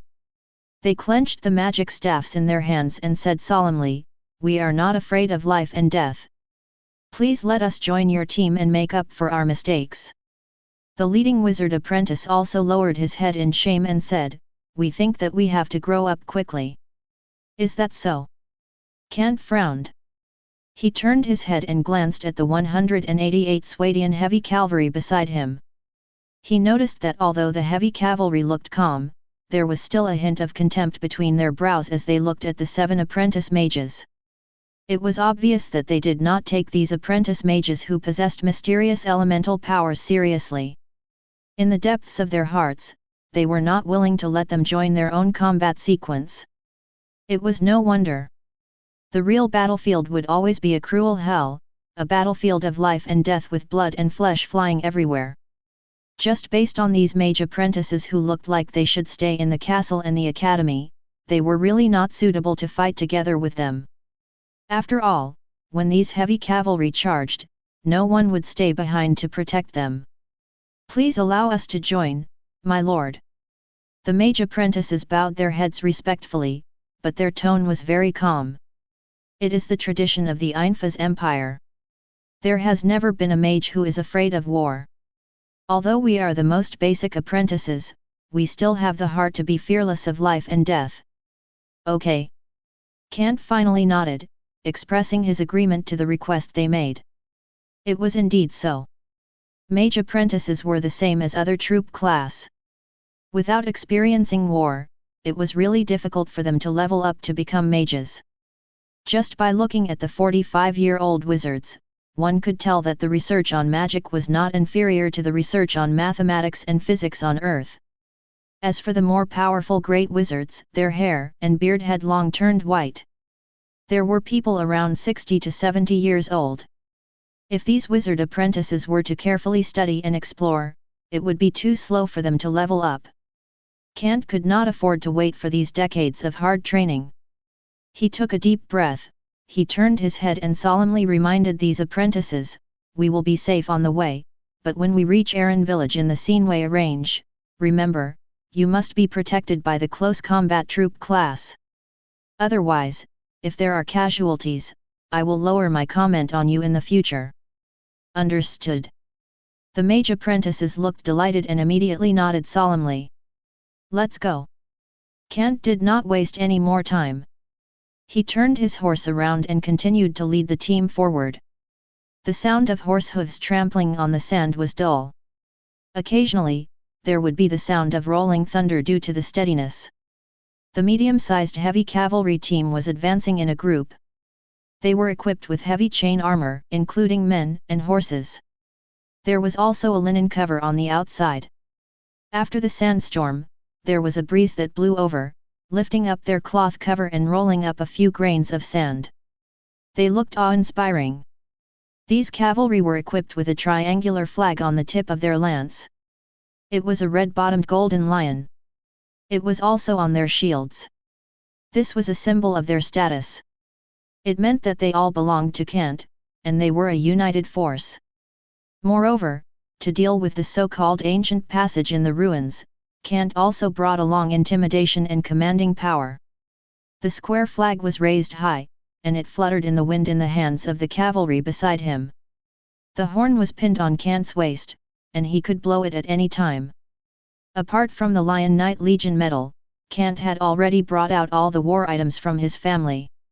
He attached great importance to the system's special quest. Perhaps the inside story was related to the lost city in the mythological era, the sacred city made of gold. He could not afford to be careless and use all his strength to deal with it. Because he had seen the resurrected sun Saintess in the golden coffin. Her beautiful face still appeared in his mind. And in her eyes that were made of gold, she was indifferent to him and ordinary humans. Kant did not think that if there really was a mistake, or if the bloodline of the gods who had been sleeping in the mythological era woke up, they would hypocritically beg for forgiveness from him, forget their past honor, and rule the new world together with the humans who were slaves in the ancient mythological era. They would rule over this emerging world together. It might be possible to temporarily beg for forgiveness, but it was impossible to completely abandon the past glory and merge with the humans into a new force, unless the humans were willing to become their slaves again. But that was the problem. Kant did not want to be a slave. He had been working hard to get rid of slavery and bondage. Why could the god bloodlines of the ancient mythological era enslave humans again and make Kant a slave? Perhaps because of his strength, he would do some favors and become the best among the slaves, but he would still be a slave. Kant would not appoint anyone, he would definitely resist. These troops and war wondrous things were Kant's preparation. If he encountered the god bloodlines again, he would still give the order to kill without hesitation, so that they, who had fallen behind the times, could see who was in charge now, who could decide the life and death of the other party. The entire cavalry marched forward at a very fast speed. Thanks to the support of the system, the restrictions of the heavy cavalry in the desert environment were much less. At the very least, they did not need to worry about sinking into the soft layer of sand on the calves of war horses. Just after passing the hoof, the horseshoe at the bottom seemed to have stepped on the hard layer of sand, bringing the riders on the horse forward quickly to avoid sinking into the sand layer, and then pulling out the extra physical strength and time consumed. Even the endurance to the heat of the weather, as well as the aspect of bearing weight, had been blessed by the system. It was not as unbearable as the real world. For example, the riders wore full sets of chain armor, and the Swadian warhorse under them also wore warhorse chain armor, as well as the weapons, equipment, and supplies that they carried. After being blessed by the system, they could maintain this status for a long time. If the heavy cavalry of the Dukedom of Leo had seen it, their eyes would have fallen out. After all, it's against the laws of physics. This, of course, is the blessing of a system that incorporates the rules of this world. It's Kant's cheat code. Over the course of a day and a night, the gently undulating dune is replaced by a flat desert plain. In the middle of the desert in the distance, a two-story building stands out. It was Kant's post house. Although it was daytime, one could vaguely see many trade caravan coming or leaving with their horses. Merchants wearing sun-shading hood and linen robe were coming in and out quickly. One could even occasionally see trade caravan guards with swords in their hands facing each other due to some trivial matters. However, they could not fight. In the post house, the Swadian militia, who were holding heavy spear and wearing iron-plated scale armor, walked out. Although they were alone, they were not afraid at all. It was as if they were loudly reprimanding the trade caravan guards, separating them from each other. If there was a slight stalemate, even his words would not be of any use. Following a series of whistles, 10 burly Sarandian horsemen riders walked out of the post house. They were wearing Sarandian chain armor and holding horsewhips in their hands. They came over and fiercely lashed out. Those who dared to resist immediately drew out their Sarandian swords and used their exquisite close combat scimitar skills to let the group of trade caravan guards know who was the boss here. Not bad. Kant looked from afar and nodded in satisfaction. Although it had only been a short day, Rolf, who had come here in advance, had already managed the post house in an orderly manner. Rolf's appointment was very correct to let a scoundrel manage the trade caravan with the cunning of a noble. The merchants understood in the quickest time that this burly man who seemed to have the bearing of a noble was truly impervious to oil and salt, a scoundrel who would not be swayed by force or persuasion. Most importantly, they did not dare to offend this fellow, because the nearly 200 cavalry troops were watching them covetously in the post house. Any abnormal situation would turn this scoundrel into a fight and devour them until not even their dregs remained.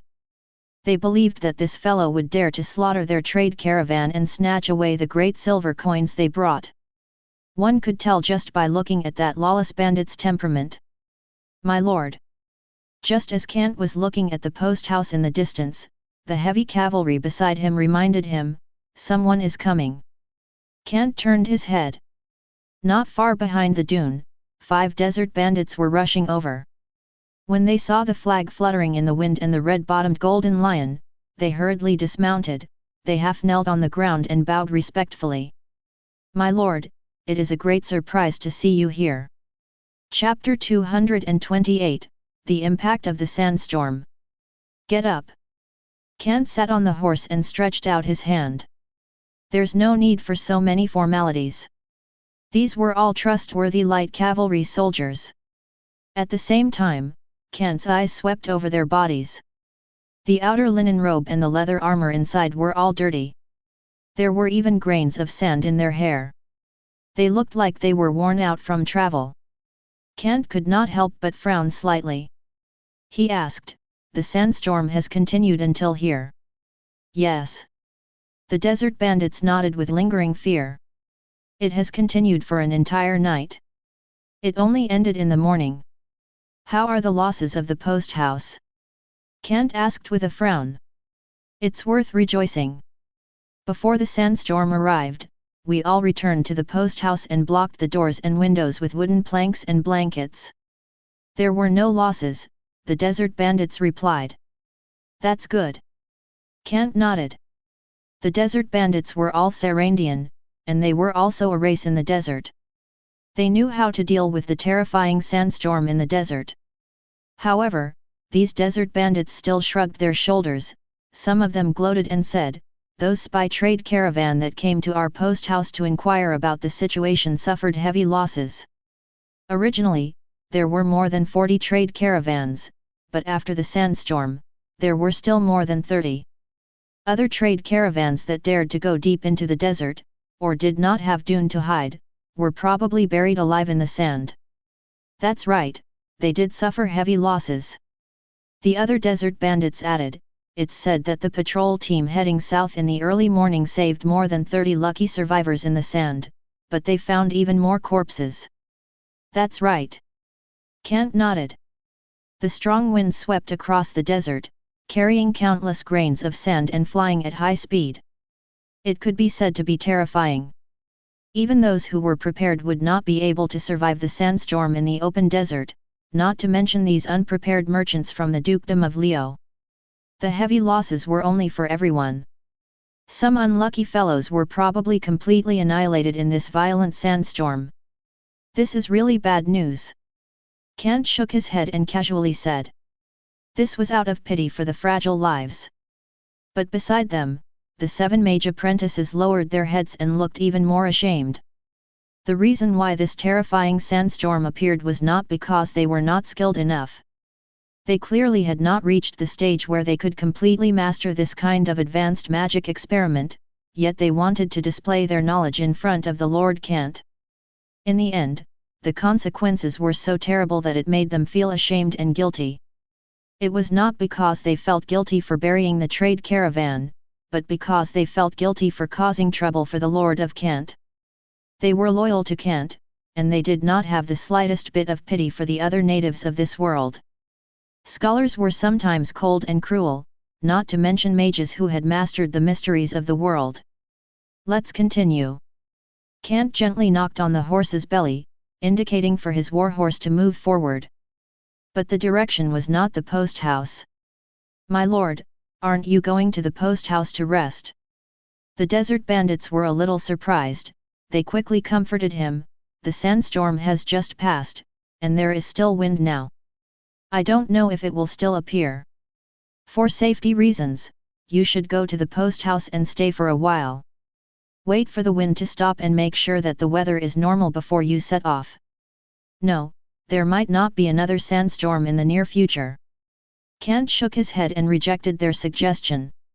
He had originally planned to quickly head to the village of Aran in the Sinway range, and did not plan to rest at the post house. Because the post house was full of people. If the trade caravan spies found out that he was leading a group and was not heading to the Stone Pass, then there would be trouble. After all, the village of Aran hidden in the Sinway range was his second base. It was a key node that was more important than Trondheim's castle, the future agricultural center. In order to ensure that his army was hidden and prevent Aran's village from being exposed, Kant did not plan to enter the post house. Instead, he instructed the desert bandits, tell Rolf to increase his vigilance. Yes, my lord. Seeing that Kant had made up his mind, the desert bandits nodded respectfully and watched the heavy cavalry leave. The surrounding dune was also scattered with patrols formed by other desert bandits. When they saw Kant, they would usually dismount their horses and kneel. The patrols near the post house were very strict. At least when Kant waved his hand to signal them to continue patrolling, they did not find any trade caravan spies. The march was very quiet and concealed. It was clear that under the attack of these patrols, the spy trade caravan with ulterior motives really disappeared. If they did not listen to his advice, they would continue to move deeper into the desert. These desert bandits would not hold back. Kant gave Rolf a lot of power. He could control his own life and death. This meant that the military authority was fully delegated to Rolf. If he encountered any trade caravan that relied on their powerful backers, dared to draw their swords and resist stubbornly, or insisted on going their own way, Rolf would not hesitate to give the order to attack. After a few rounds of javelins and a round of pincer attacks, these trade caravans that dared to ignore his warning were basically all turned into corpses. They did not even know how to restrain themselves and just casually threw them in the desert to warn those trade caravans that dared to continue moving forward. What kind of slaughter would they face if they continued moving forward? These corpses were very abrupt in the earth and yellow sand, and they could be seen from a great distance. Kant and the others continued to move forward. The supplies had been prepared in advance. For example, drinking water was 5 days per person, including the water for the warhorse. The water sack alone occupied most of the space in the warhorse's backpack on both sides. As for ordinary food, it was easy. After all, it was impossible to eat too much during the long journey, in case there were problems with the stomach. They continued to travel day and night, only resting in the cold late night and the scorching noon sun. Finally, at dusk on the fourth day, they approached the periphery of the Sinway range. Soon, they found the way into the mountain. At the entrance, there were 5 desert bandits who had set up temporary tents to guard. They were the messengers. The 5 desert bandits who had passed on the information of Aaron's village were from their team. "My lord." When they saw Kant's team coming over, they immediately rode their horses and bowed respectfully. With some excitement on their faces, they said, "It's really exciting. At the crucial stone, you're finally here. How's the situation in the village?" Kant asked straightforwardly. "It's all right. The pressure isn't too great." The desert bandits also answered quickly. Bandake and Mr. James have personally led a team to contain the demonized creatures in the ruins. There are no signs of spreading. However, yesterday's situation said that more demonized creatures began to appear in the depths of the ancient passage, causing a certain number of casualties to the garrison. The situation is critical. Kant frowned and said with a serious expression, "I understand." At the same time, he turned his head and called out to the heavy cavalry behind him, "Let's enter the mountain range, hurry up." "Yes." The Swadian man-at-arms behind him replied in a deep voice. Although the desert bandits said it easily, they could still sense the increasing danger within. The defending army urgently needed reinforcements. The rumbling horse hooves stomped on the solid soil of the mountain. All of them entered the pre-built stone paving road and used an even faster speed to reinforce Aaron's village in the depths of the mountain range. The number of the defending army of Aaron wasn't many. Apart from the 10 Ravenstone Rangers who would level up every week, the Rhodix people alone wouldn't be able to satisfy too many battles. When the troop class leveled up, there would also be casualties. Only 20 low-level Rhodoak people would be able to level up 3 of the Rhodoak veteran spearmen. As for the top-level Rhodoak soldiers, they were even more miserable. Without piles of Rhodoak people leveling up one level at a time and using their lives to pave the way, it was impossible for too many to appear. Even if Kant came to this world with the cooperation of other troop classes, the cost of leveling up was a little worse. Compared to this, the level up of the Kingdom of Swadia could be seen. After more than 3,000 people fought bloody battles and experienced all kinds of fierce battles, there were finally less than 500 level 4 and level 5 troop class. Although elites had to undergo training, this training was too cruel. Boom boom boom boom. The sound of horse hooves violently knocked on the stone paving road. Kant rode his horse in front, leading the heavy cavalry and mage apprentices as he galloped along the road by the river at an extremely fast speed. The flow of the small river by the side had decreased by nearly half. Thinking back to the information reported by the desert bandits, the amount of water flowing into the subterranean river in the ruins had decreased.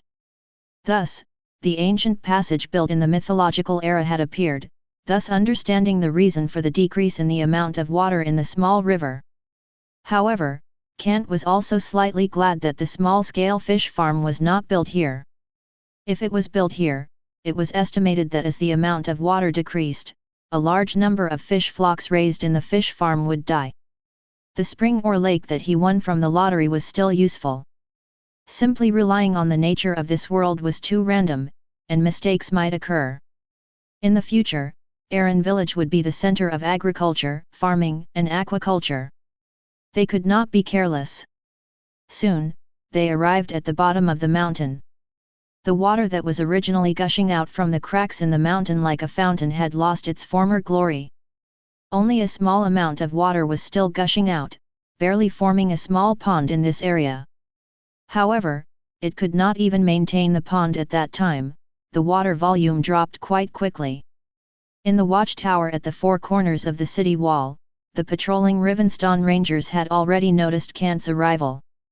James immediately led a team and arranged for people to open the wooden gate of the city wall so that Kant and the heavy cavalry could directly rush up along the road.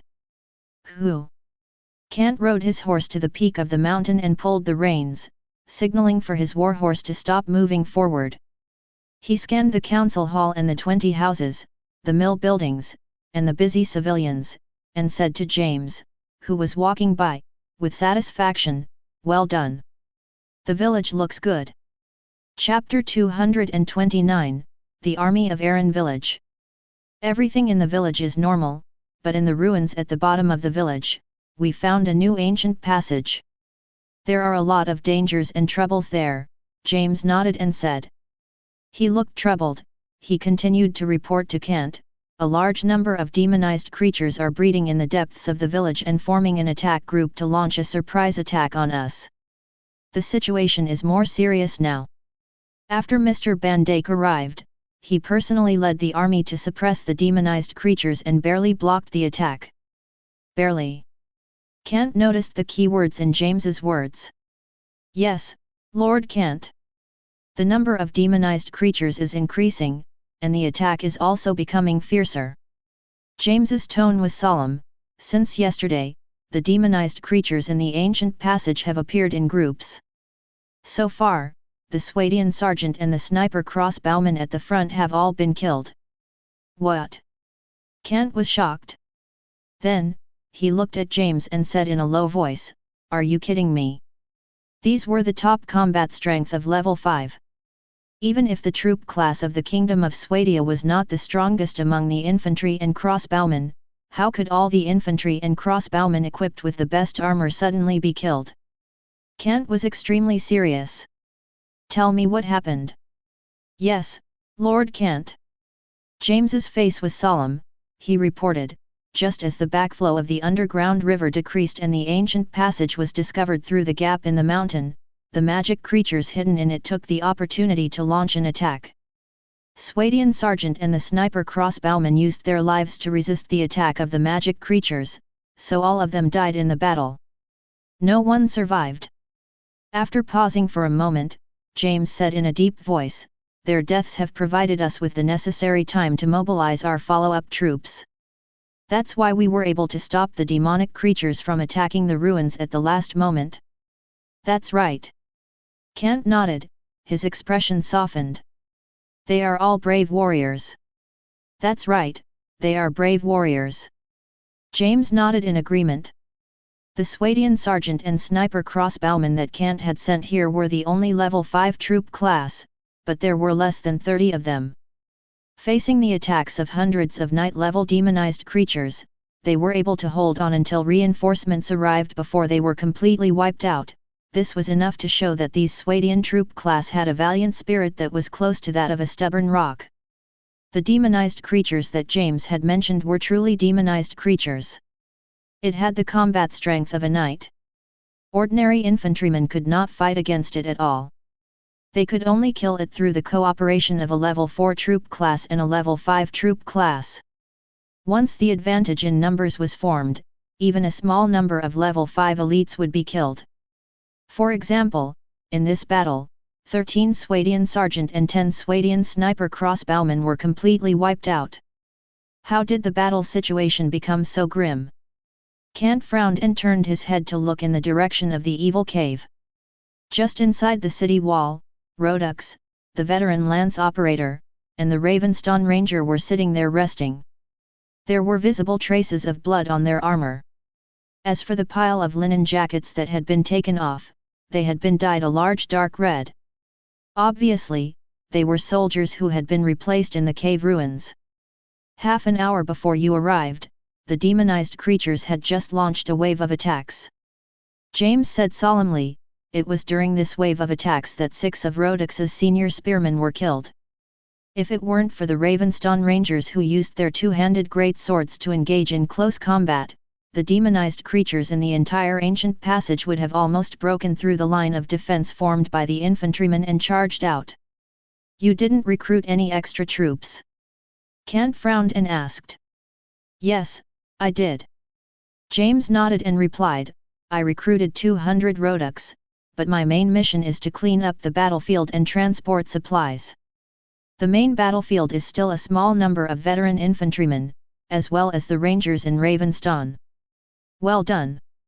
Kant nodded and understood. The NPCs under Kant could not level up their troop class.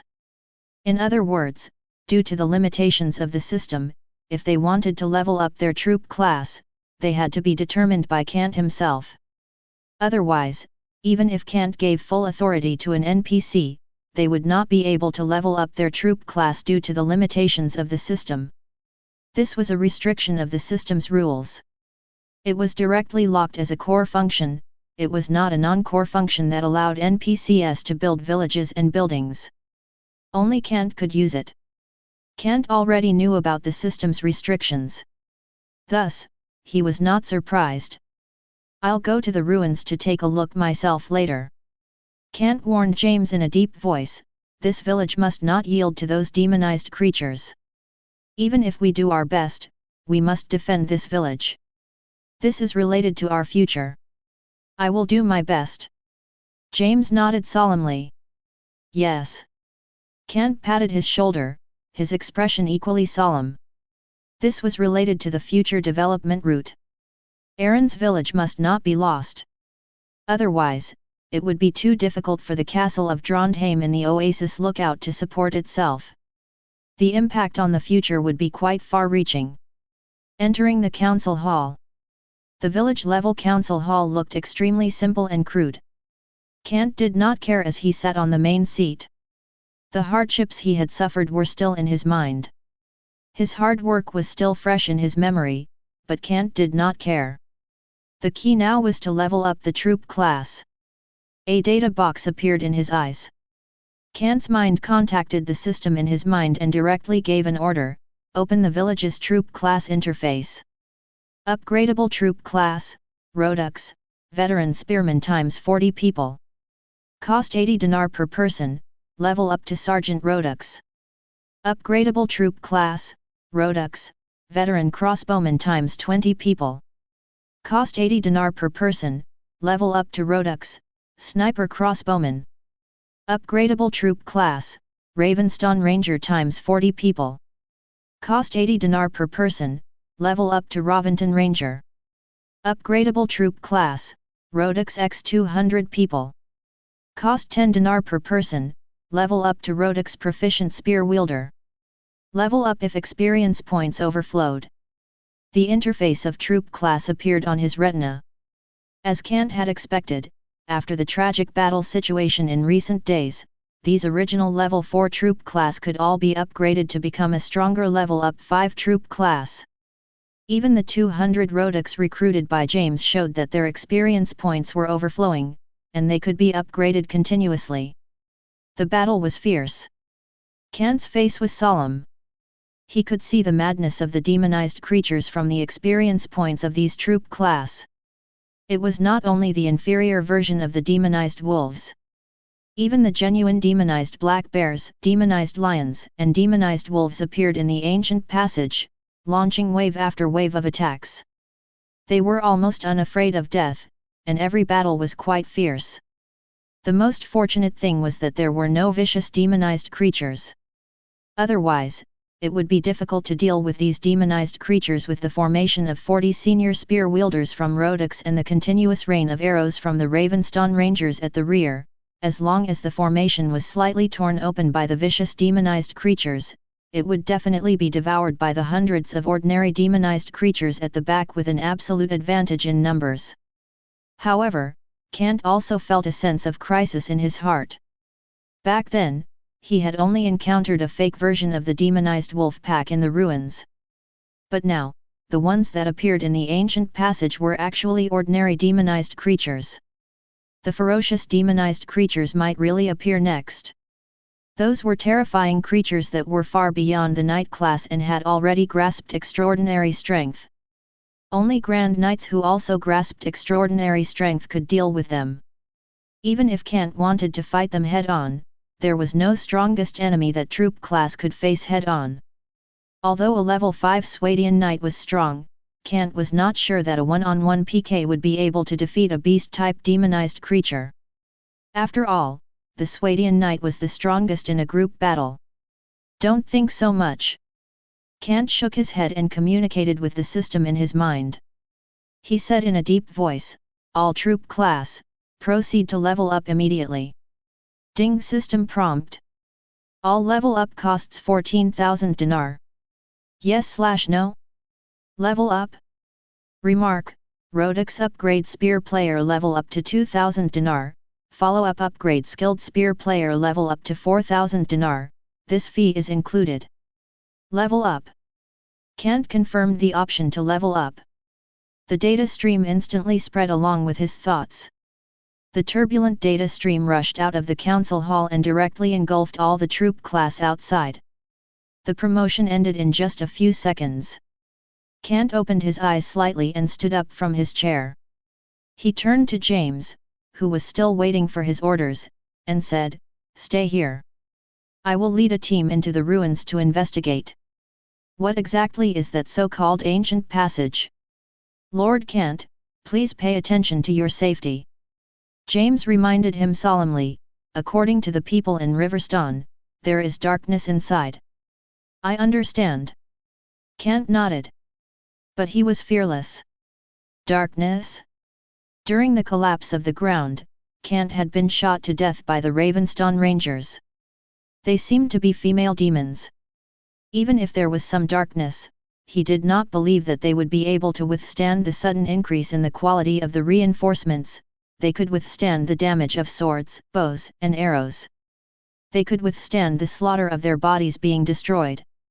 40 Rodix sergeants, 40 Rodix sniper crossbowmen, and 200 level 3 Rodix proficient spear wielders, and 47 Ravenstone Rangers, including the 40 Ravenstone Rangers that were recently recruited every week. These were the elite troops stationed in the village of Erin. Not to mention the 188 Swadian man-at-arms that Kant had personally brought with him. They were equipped with heavy chain mail, half-swords, a heater shield, and a lance used by the cavalry. They were extremely valiant. Kant turned his head slightly. 7 mage apprentices who had mastered magic were still looking out of the window in the direction of the evil cave. Looking at their appearance, it seemed like they had discovered something. Chapter 230, The Grim Situation of the Ruins. "My lord." The leader of the wizard apprentices spoke in a grave tone, and there was a hint of surprise in his eyes. He walked forward and came to the window. He looked in the direction of the evil cave outside. After observing for a moment, he turned his head and reported in a deep voice, "This area is very strange. I feel that there's something strange about it." Even the other 6 mage apprentices also nodded. "We also have this feeling." "Well, tell us what you have found." Kant frowned. These mage apprentices definitely found something unusual. Just like when the Ravenstone Rangers approached the cave, they also found the evil in it. They even claimed to have sensed the aura of the underworld. Then Kant met the evil demonized creatures. There were even real demons. Female succubi with goat horns, goat hooves, bat tails, and bat wings. Although the land of Ponde where the Ravenstones lived was a fantasy world, it was in the Age of Doom. It seemed to be the same world as Kant's. Therefore, although these Ravenstones did not control all kinds of magic or extraordinary powers, they could still draw certain instinctive perceptive conclusions from historical rumors and their natural aversion to evil. The mage apprentices' perceptive senses were even stronger. They came from the world of war, where technology was advanced and magic was powerful. In other words, these mage apprentices themselves had mastered the mysterious power of magic. They already had some understanding of the rules of the world, and their basic theoretical knowledge was better. The conclusions they obtained after perceptive senses were also more scientific. They were even more able to understand what kind of trouble was hidden under this village. After Kant's confirmation, the mage apprentices discussed with each other. But they quickly came to a conclusion. Obviously, what they sensed was the same. This made them feel calm. The leading mage apprentice answered and organized his words. After a short pause, he reported to Kant solemnly, "This started when we were close to the Seenway range.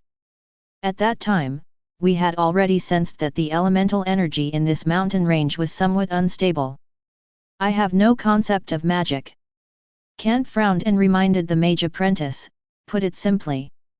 "Oh, I'm sorry, my lord. It's like this." The leading mage apprentice's expression was a little awkward.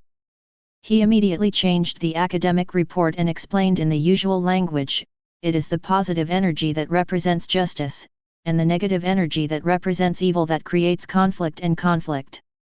After a pause, he continued, especially when we enter the inner part of the mountain range and come to the village where we are, we can clearly sense that these two opposing elemental energies are almost fighting each other. Positive energy and negative energy. Kant nodded. He could understand this. Seeing that Kant did not raise any objections, the apprentice continued to report, for example, in the Seinway range, there is positive energy gathering at the top, but underground, there is also negative energy gathering. This is very strange. Kant frowned. He seemed to have thought of something. That's right. The mage apprentice nodded. This is what we are surprised about. It is very illogical. Kant turned his head to look out of the window. The lush forests and mountains were still as usual without the slightest abnormality. But in his heart, he seemed to be thinking. After pondering for a moment, Kant turned his head to the mage apprentices and asked, does the positive energy represent the sun, heat, fire, and other factors, while the negative energy represents evil like demons? That's right. The mage apprentice nodded. After thinking for a moment, he explained again, solar energy represents positive energy, but flames are formed by fire elements alone. As for negative energy, demons can indeed represent it. Similarly, there are undead that have risen from the dead. The world of warlike in the Emphar's empire was a complete magical fantasy world. Humans had never been the rulers of that continent. There were also elves, dwarves, and even kingdoms established by the demons and the undead. Thus, the mage apprentices from the Emphar's empire knew a lot about other races. After all, mages were also scholars. When studying certain spells, they needed to learn from the descriptions of spells in many historical biographies, they also had to learn from the understanding of other races on spells. This was the most important thing. Therefore, these wizard apprentices could only really come to a conclusion after sensing. The positive energy and the negative energy were clashing. With the Seinway range as the boundary, the positive energy from the sky and the negative energy from the underground were clashing fiercely. It was like water and fire. A winner and a loser had to be determined. Could it be that the environment here is also formed because of this? Kant pondered for a moment. He quickly pieced together the various details that came to his mind. The hot Naran desert, the Seinway range with a little cold air, and the relics and sun disk that belonged to the bloodline of the sun god, which had been left behind during the Age of the Gods. In addition, the female succubus said that the war originated from the Age of the Gods. It's like this. Kant narrowed his eyes. He had already gotten the conclusion he wanted. He did not hesitate. Instead, he stood up and directly waved his hand at the mage apprentices and the soldiers waiting outside. He gave his order in a deep voice, everyone, enter the evil cave and attack the demonized creatures in the ancient passage. Yes. The messenger immediately responded and walked out of the council hall to pass on Kant's order. The troops were already ready. 240 infantrymen, 87 archers, 40 crossbowmen, and 188 heavy cavalry. Other than 200 level 3 intermediate troop Luoduok who was proficient in spear and lance, the rest of the troop class were all level 4 and level 5 elites. They were the middle and high level powerful combat troops. Kant left the council hall and stood at the door. He swept his gaze across these elite troops and nodded slightly. He waved his hand and ordered, cavalry, dismount. Understood. Swadian man-at-arms immediately obeyed the order. All of the cavalry dismounted and carried only their own weapons and equipment. They lined up in a formation and formed a square formation. Each of them held a lance and a fan-shaped shield. They wore heavy chain armor and did not look any different from the wide shields on their backs. The soldiers of Rhodox held heavy machetes. The infantrymen and crossbowmen of the Kingdom of Swadia were of the same lineage as the Kingdom of Rhodox. In other words, the training methods and fighting methods of both sides were almost the same. Because both sides were once one. The arrangements were completed. Kant turned to James and instructed, "Watch the village. I'll go down and support Bandits." Bandits was leading a small number of elite troops to defend below. The troops Kant had calculated were all the troops of the village of Aaron. In reality, they were divided into two parts, the peak of the mountain and the cave. After all, there was no region for leveling up. As long as Kant chose to level up, the data would flow into the ruins, those low-level troop class could also level up. "Lord Kant, there won't be any mistakes here," James solemnly guaranteed. "Very good." Kant nodded in satisfaction. Without much nonsense, he directly walked in front and led the team to the inside of the ruins. Sergeant Rodix acted as the personal guards to protect Kant. Next were the crossbowmen and archers, as well as the infantrymen and cavalry. Although there were only 555 people, the imposing manner that they walked out was like 1,000 people. They were all elite troops. Their entire bodies were covered with well-made iron armor, and they held excellent weapons. They had strong combat ability.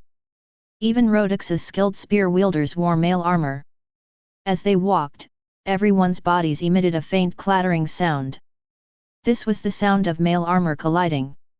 They rampaged through the evil cavern's tunnel. Very soon, they arrived behind the stone door. The originally turbulent subterranean river had already receded, but there were still many water stains. He raised his head slightly.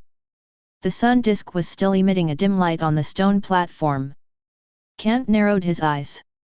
The coffin on the stone platform was still there. At the same time, he could see two corpses lying side by side. They were indistinct and could not be seen clearly. But he did know that he had killed the two mysterious people. He walked down.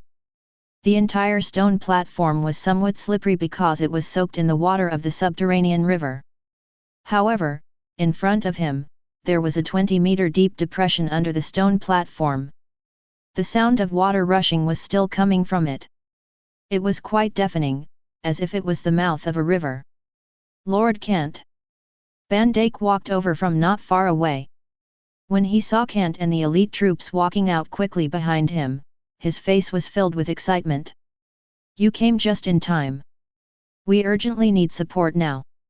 It seems that the situation is very serious." Kant nodded and looked at the hole in the stone wall on the west side. It was almost 5 meters high and more than 20 meters wide. It was just enough to hold the surging water of the entire subterranean river. The so-called ancient passage should also be there. There were more than 20 soldiers of Rodix holding heavy machetes guarding there.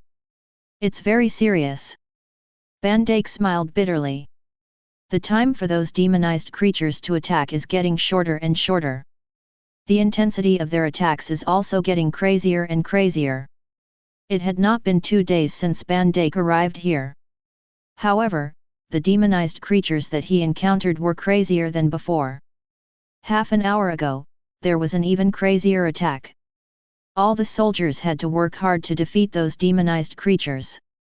Now, those corpses were still left in the ancient passage. That was why Kant saw the soldiers who were resting in the city wall. Howl! A mournful wolf howl suddenly appeared. Bandits suddenly turned his head and looked at the ancient passage where the stone wall had collapsed on the west side. He turned his head and smiled bitterly at Kant. "Lord, those damned demonized creatures are here again. It's very simple now." Kant's tone was calm. He turned his head and said, "Get into formation and prepare for battle." "Yes." The soldiers replied in a deep voice. Under the lead of their respective captain, they quickly rushed over. They all formed into a regular battle formation. The sharp spears moved forward to form a spear formation. Thick and heavy long-handled sabers stood on both sides, protecting the archer formation at the front. They were soon ready for battle. Kant moved forward. Under the cover of this group of elite troops, he was full of confidence.